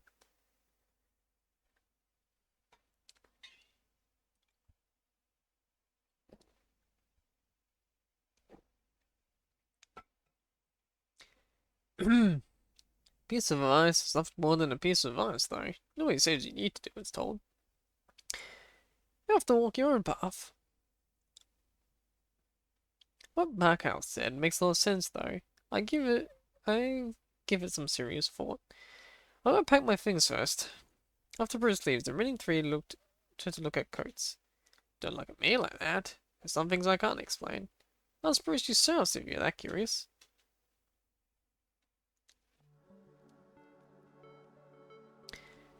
How did you know I was here? Hearing footsteps behind, Bruce asked without turning around. There aren't many places around here for sightseeing, so it's hard to find you. Oh, and Kurt saw you heading this way, of course. I see you picked up Backhouse's sense of humor there. Well, he's not back yet, he can't hear us, so did you find it funny? In fact, you try to tell a joke is more amusing. Then I won't tell any more jokes going forward. Tim sits down next to Bruce and hands him another canteen. Yeah, God's this team. I have to thank him when we get back. Bruce opens the kid, heating the rising steam carries the fresh scent of mint into the midnight sky. You're welcome. Gaza told me to say that because he knew you would thank him. Guess I did ruin the fun for you guys back there, huh? Bruce smiles self-deprecating. Yeah, Greenhead thinks it's all because he started it. He was too guilty to come find you. I already tried to talk him out of it. So, tell me, why did you come here? Bruce sits in the can and looks at the sky. I'm just here to give you the tea. Whether I stay or not is up to you. Let me tell you a story. I have this friend who... Silence falls over the conversation. You know what? Forget it. At this point, there's no need to hide in anything. Bruce looks embarrassed, which is really uncommon. Autonomy, would you find someone a coward for taking the same path that their parents did? Or what was the belief Mum left behind? Well, so many people in the world. Why did it have to be her? I think you, Dad, and stepmom of all people, I trust that you can answer that question. I think this is a wall of experience that will always stand between us, no matter how hard to try to explain it to me. Which is why I figured out if I become a soldier, even just a mercenary, I'll come close to understanding Mum. I think there's no right or wrong in pursuing something. It's just a process, the end goal. Have you heard of the story where there's a bunch of monkeys trying to scoop up the moon from the water? I mean, a story where the monkeys form a ladder up a tree and with their boys and try to scoop the moon's reflection out of the water? Whether it's just 7 or 8 monkeys, whether it's well or parallel, I can't remember. I don't remember if there are 7 or 8, but the point is, they end up with nothing. It makes sense that those monkeys end up with nothing when they never have what it takes to get the real moon. Do you think you're one of those monkeys? Well, I suppose you know that this moon I'm chasing is, right? I'm trying to go down the same path my dad went down. He was an ace pilot. I admired him since I was a child, inspired to be like him. I'm not one of those kids who think they just have to do something outshine their dads because they think their dads are such hot shots. I mean, I do want to be greater than my dad too, but just because I want to be great. He told me what it feels like to soar through the sky. I want to get a taste of what that feels like, too. I want to make him proud. But you know, I don't have the talent. How much I train, I've never gotten any sense of balance with the stuff. And it dawned on me quite a while ago that I just didn't have what it takes. When my dad stopped teaching me maneuvers and techniques, so I wouldn't get overstressed. So I kept asking myself if he'd given up on me, and if I should have just give up. He reaches out his hand and is trying to grasp the bright moon in the sky. But I guess it's all starting to make sense now. Why am I wasting time trying to scoop up the moon from the water when I know its mission's impossible? The two fall silent, taking their time to digest those words. They might have come from different backgrounds, but right at this moment they find themselves in such similar circumstances. One of them tries to go down the same path as his father did, knowing full well that he doesn't have the talent it takes, while the other tries to understand his mother's will, which he finds difficult living in a world so peaceful. Could it be that Bruce is right, or thinking they're going nowhere? Even if you're resolved to move past your wounds, never forget they existed, that you're doing this to move toward the future. What Tommy suddenly recalls what his father said on his birthday. He didn't quite understand what his father meant then, but seeing Bruce struggling now, Tommy seems to have reached the eureka moment of all of a sudden. He looks at the moon in the sky. No matter where you are, it always shines equally into the eyes of those who gaze upon it. Well, can't really say you don't have a point there. Boy, you're honest, son of a... But I don't think you're wrong from wanting to go down that path. Or wanting to bestow that light, that is. But Tommy strings his thoughts into words, trying to get his message across. You chose the moon and the water, because it's beautiful in itself. Just don't be wrong with wanting to get closer to it. That sounds like what someone would say to themselves when they just don't have what it takes to get what they want. Well, raise his suggestion of capturing the moon in the sky. But I think you need to have an end goal in sight when you try to pursue the moon. As he fists opens, the moonlight which is blocking his hand shines into his eyes through his fingers. Always be there, whether you try to pursue it or not. Never lost, never hidden, always shining. If the moon in the water is a reflection of its light, that means this light shines upon us now. It is the very same moonlight. As long as you don't turn away and walk into the darkness, then no matter what we do, we'll always be in its light. Something funny says that his mother... What something funny says that his mother has left behind more than just epitaphs and deeds. In the cemetery where she rests in peace. The steadfast belief echoes through.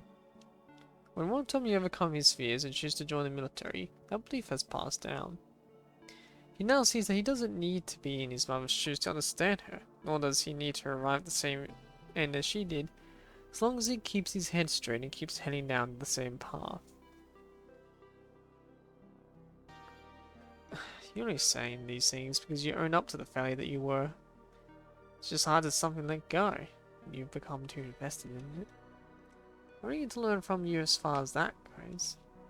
He closes his eyes and remains silent for a moment, struggling internally. But I'll give it a try. I'll start by talking to my father again. Thank you, Watanabe. I was going to say the same. They exchange glances and raise their canteens. Cheers. Cough. And choke on the hot water in the canteens. Let's go. The ignition ceremony of the 0 point reactor is taking place today. I don't really know why what it's all about, but people have all gathered around the big screen. Let's go enjoy the fun. 30 seconds until ignition of 0 point reactor 1.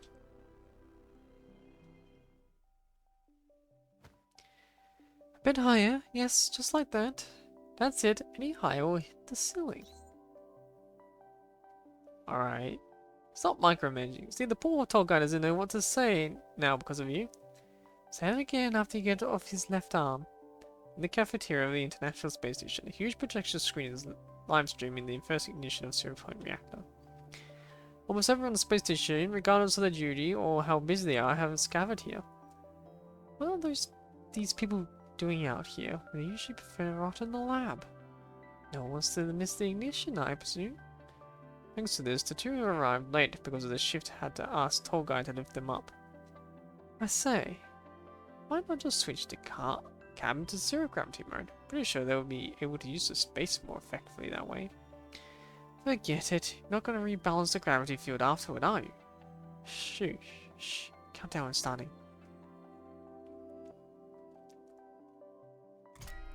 50 seconds until ignition of 0 point reactor 1.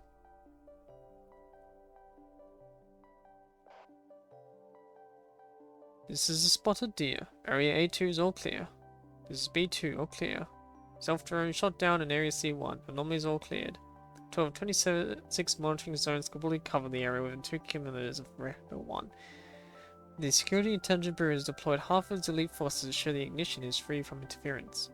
Continuous reports stream into the command vehicle through the communication channels as the newly appointed director of the Security Intelligence Bureau personally oversees the operation. Stay sharp and keep an eye out for surroundings, especially the areas covered in vegetation. We don't want anyone who's trying to wreak havoc here. 10 seconds until ignition of 0 point reactor 1.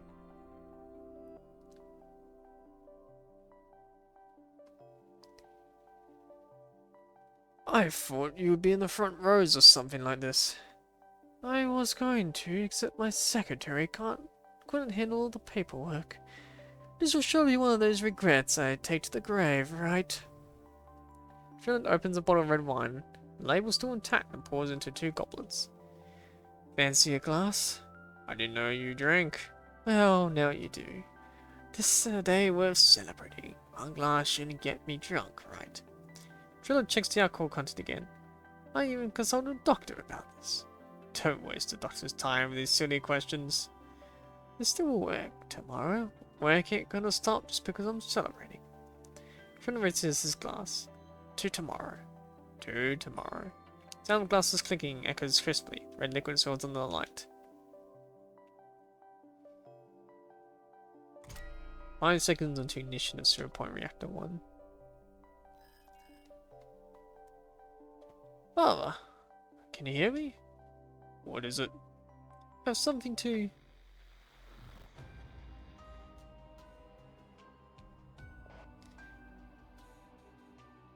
Hey Bruce? Hey Bruce! 0-point reactor 1 ignited. Pyrogen virus outbreak.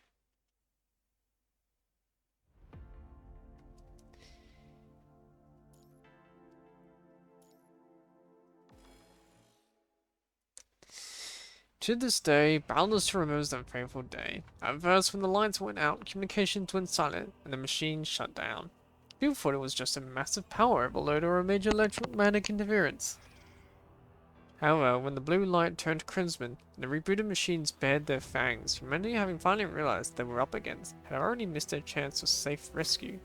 Safety measures became danger itself. Haywire armor returned into coffins for the soldiers, and crazed drones hunted down every living thing within their camera's view.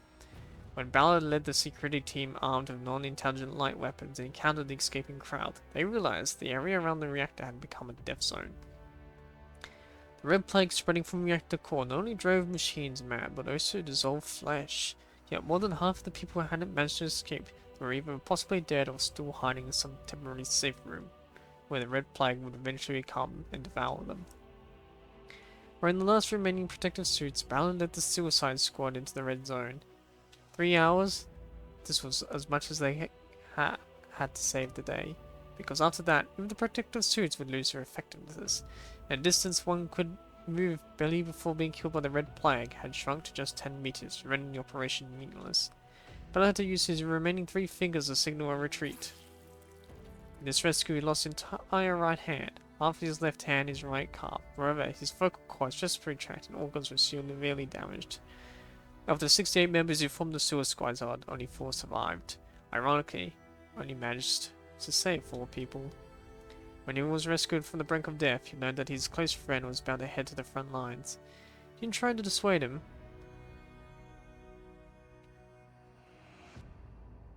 Instructor, they are here. Got it.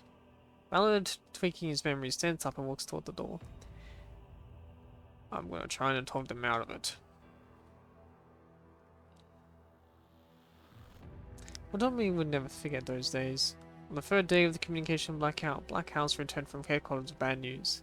It seems that the communication blackout wasn't just at the Oasis camp, but something that was happening on a global scale. Worst of all, none of the 240 satellites in orbit were operational. People believed that something had gone awry when 0-point energy was initiated. All training programs paused, everyone went into wartime mode, the supplies came under wartime control. Defense lines were erected, patrols organized, eventual attacks prepared for.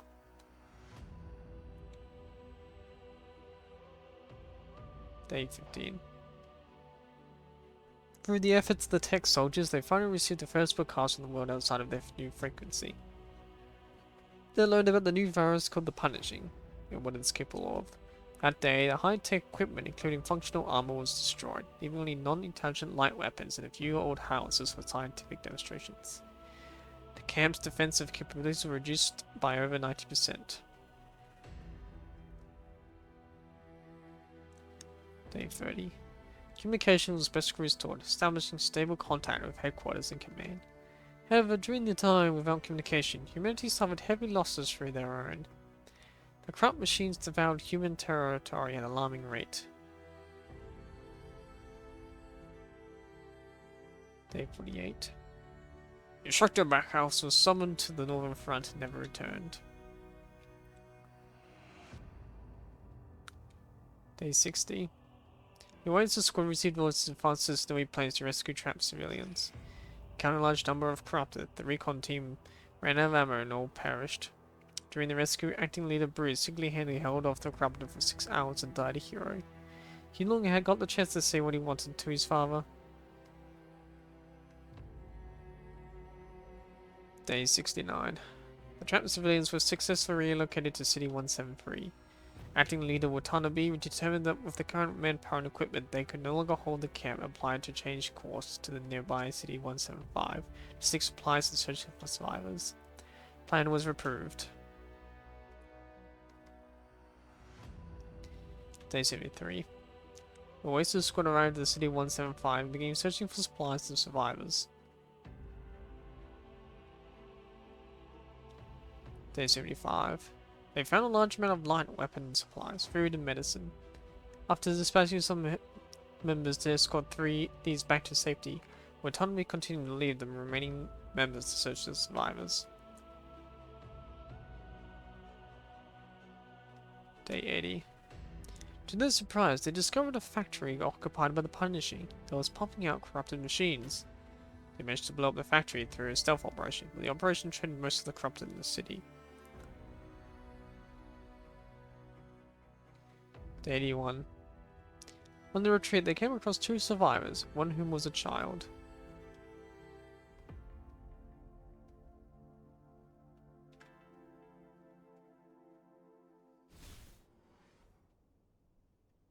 Day 97.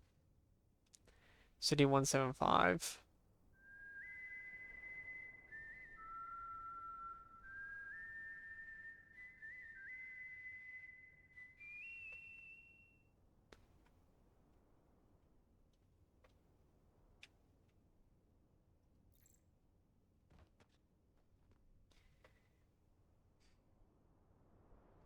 You haven't slept much ever since you were surrounded by the corrupted, attracted by the explosion. What's the situation?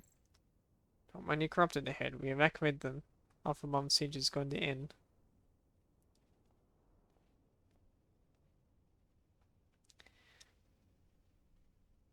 Tell me, can we finally get out? Not many corrupted ahead. That was the best chance. Right, great. Great. Somebody can try to hold it. I didn't just give you last rations.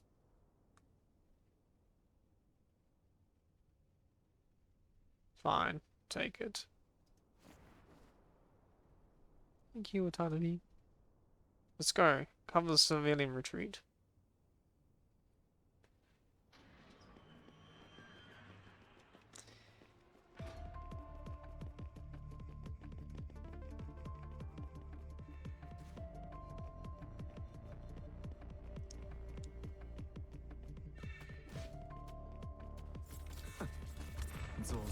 Yep.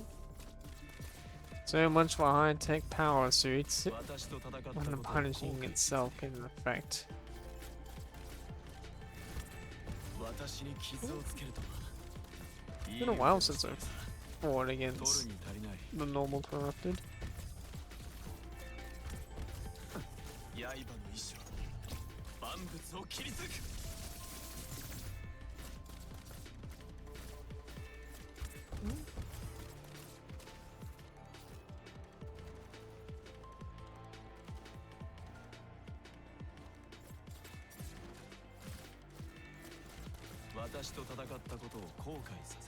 There we are.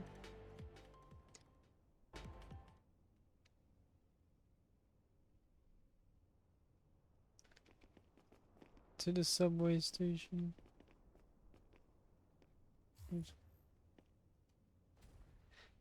Actually, maybe we should have done. Oh, it's a harvester.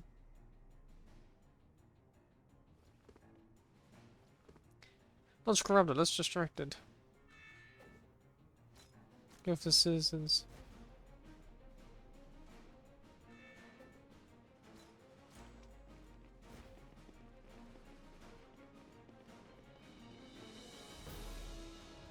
Well, we destroyed their corrupted. Don't have to worry about civvies.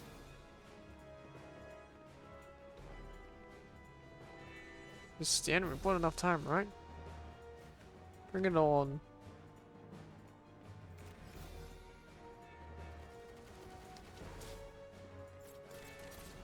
There we 取 go. るに足りない There we go. 造作もない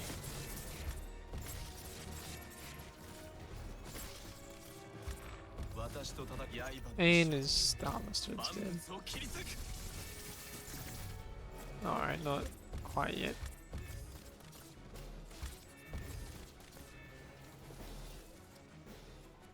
You could always count on your captain.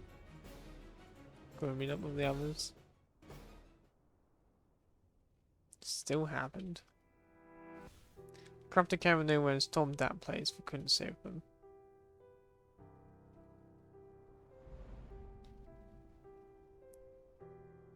Sometimes you just can't be in two places at once. What's this place? Just take it as is, as the inside of a mirror. Who are you? Doesn't matter. It's not the right time. You feel this is quite common.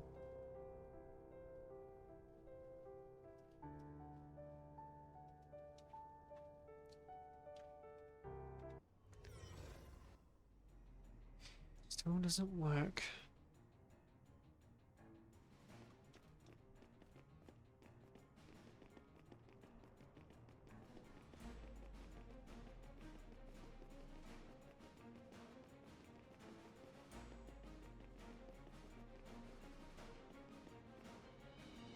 Hey, behind me.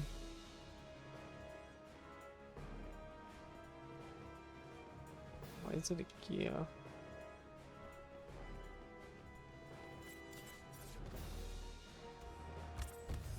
私と戦った取るに足りない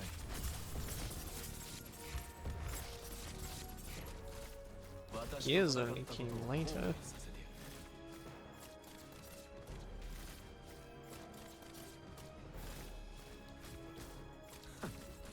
造作もない Thank you, Som. Go with him. God save my teammates. Don't sleep, damn it. Wake up. Can't you just wake up? They just whistle. You're born on time, right?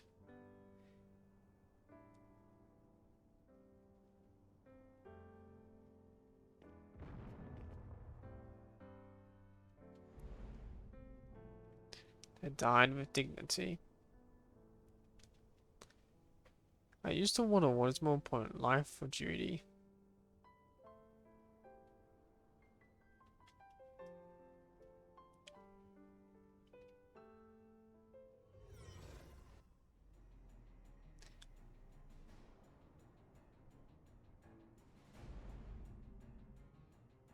Keep trying, keep fighting. There's to be a way to save everyone.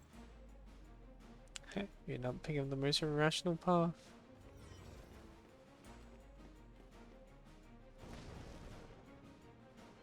Come here. I am alone am enough. Bring on, I can do this all day. 取るに足りない刃の意志は万物を切り裂く私に傷をつけるとはいい腕 There を we して go. いる私と戦ったことを後悔させている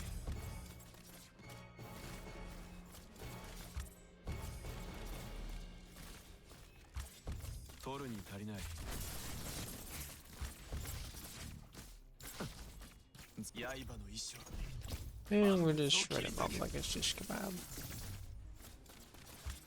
私と戦ったことを後悔させている私と戦ったことを後悔私に傷をつけるとは How rude. いい腕をしているな取るに足りない Cough.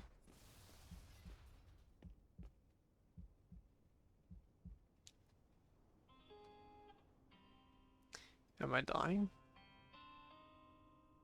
To some extent, yes. How are they? Does it matter? At least it proves that my death will be meaningful.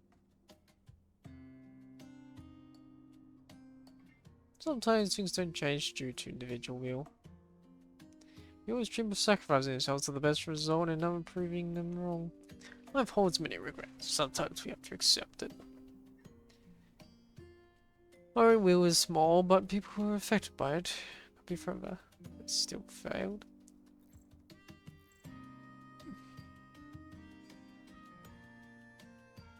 You guys. Sorry. Don't blame yourself, Captain. It was always to find a perfect ending among a bunch of bad choices. How could we leave you behind when you choose to stay, Captain?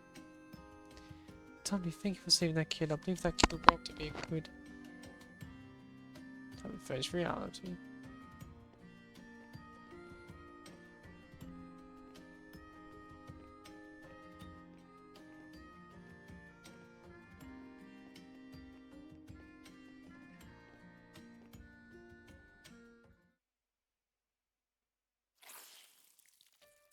False solace treated on the brink of collapse. Before the body came to ethereal, the pain came first. So this is the truth.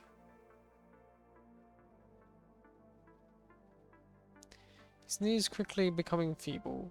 Having found a way out, the blood in his body pours toward his chest. Yeah, back then I wasn't yet. One thing could have happened when you were ambushed by corrupted of that size. Death. But I'm still alive because... As this went through his head, his hands having gone numb, felt the weight and warmth of the young life that was holding him tightly in his arms. But at least I need to get him out. Suddenly desperate cries filled the air. Mr. Watanabe! Mr. Watanabe! Don't die! Don't die! Small head pressed against the gaping wound in his chest, but couldn't stop the wind from passing through. It's really the wind? The blood won't stop. It's all my fault. You did it all just for me. I'm sorry. Don't apologize. Did it because this isn't my responsibility. A vow I made to myself. They would have done the same. It was then that one of me knows 5 blurry shadows behind him, one with a severed arm. Bruce, did you come to get me? You could hear the child's cries. Steph stood silently behind him. The gaze of both the living and dead focused on Watanabe, who was teetering on the edge of life and death. With it, he made his choice. So let me finish this at least. Trying to lift his already cold legs, breaking out of his chaotic thoughts the moment his decision was made. Go away, go away. Gaining his conscience from the brief daze, he noticed the kids picking up stones and hurling them forcefully behind him.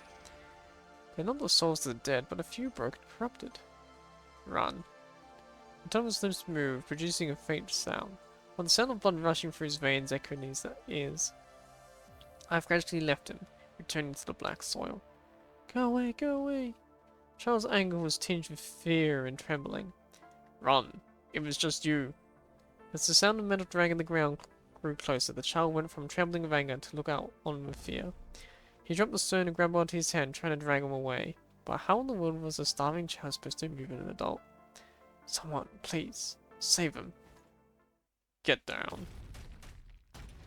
Watanabe's eyes closed before gunfire down the voice he could have been more familiar with.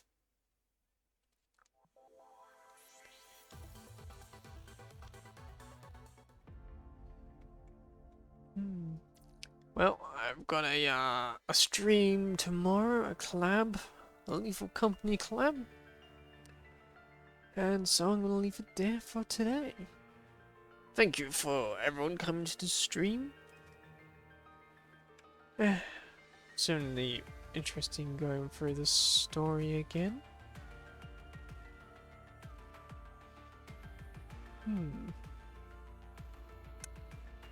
Anyway, thank you for everyone for coming, and I will see you all next time.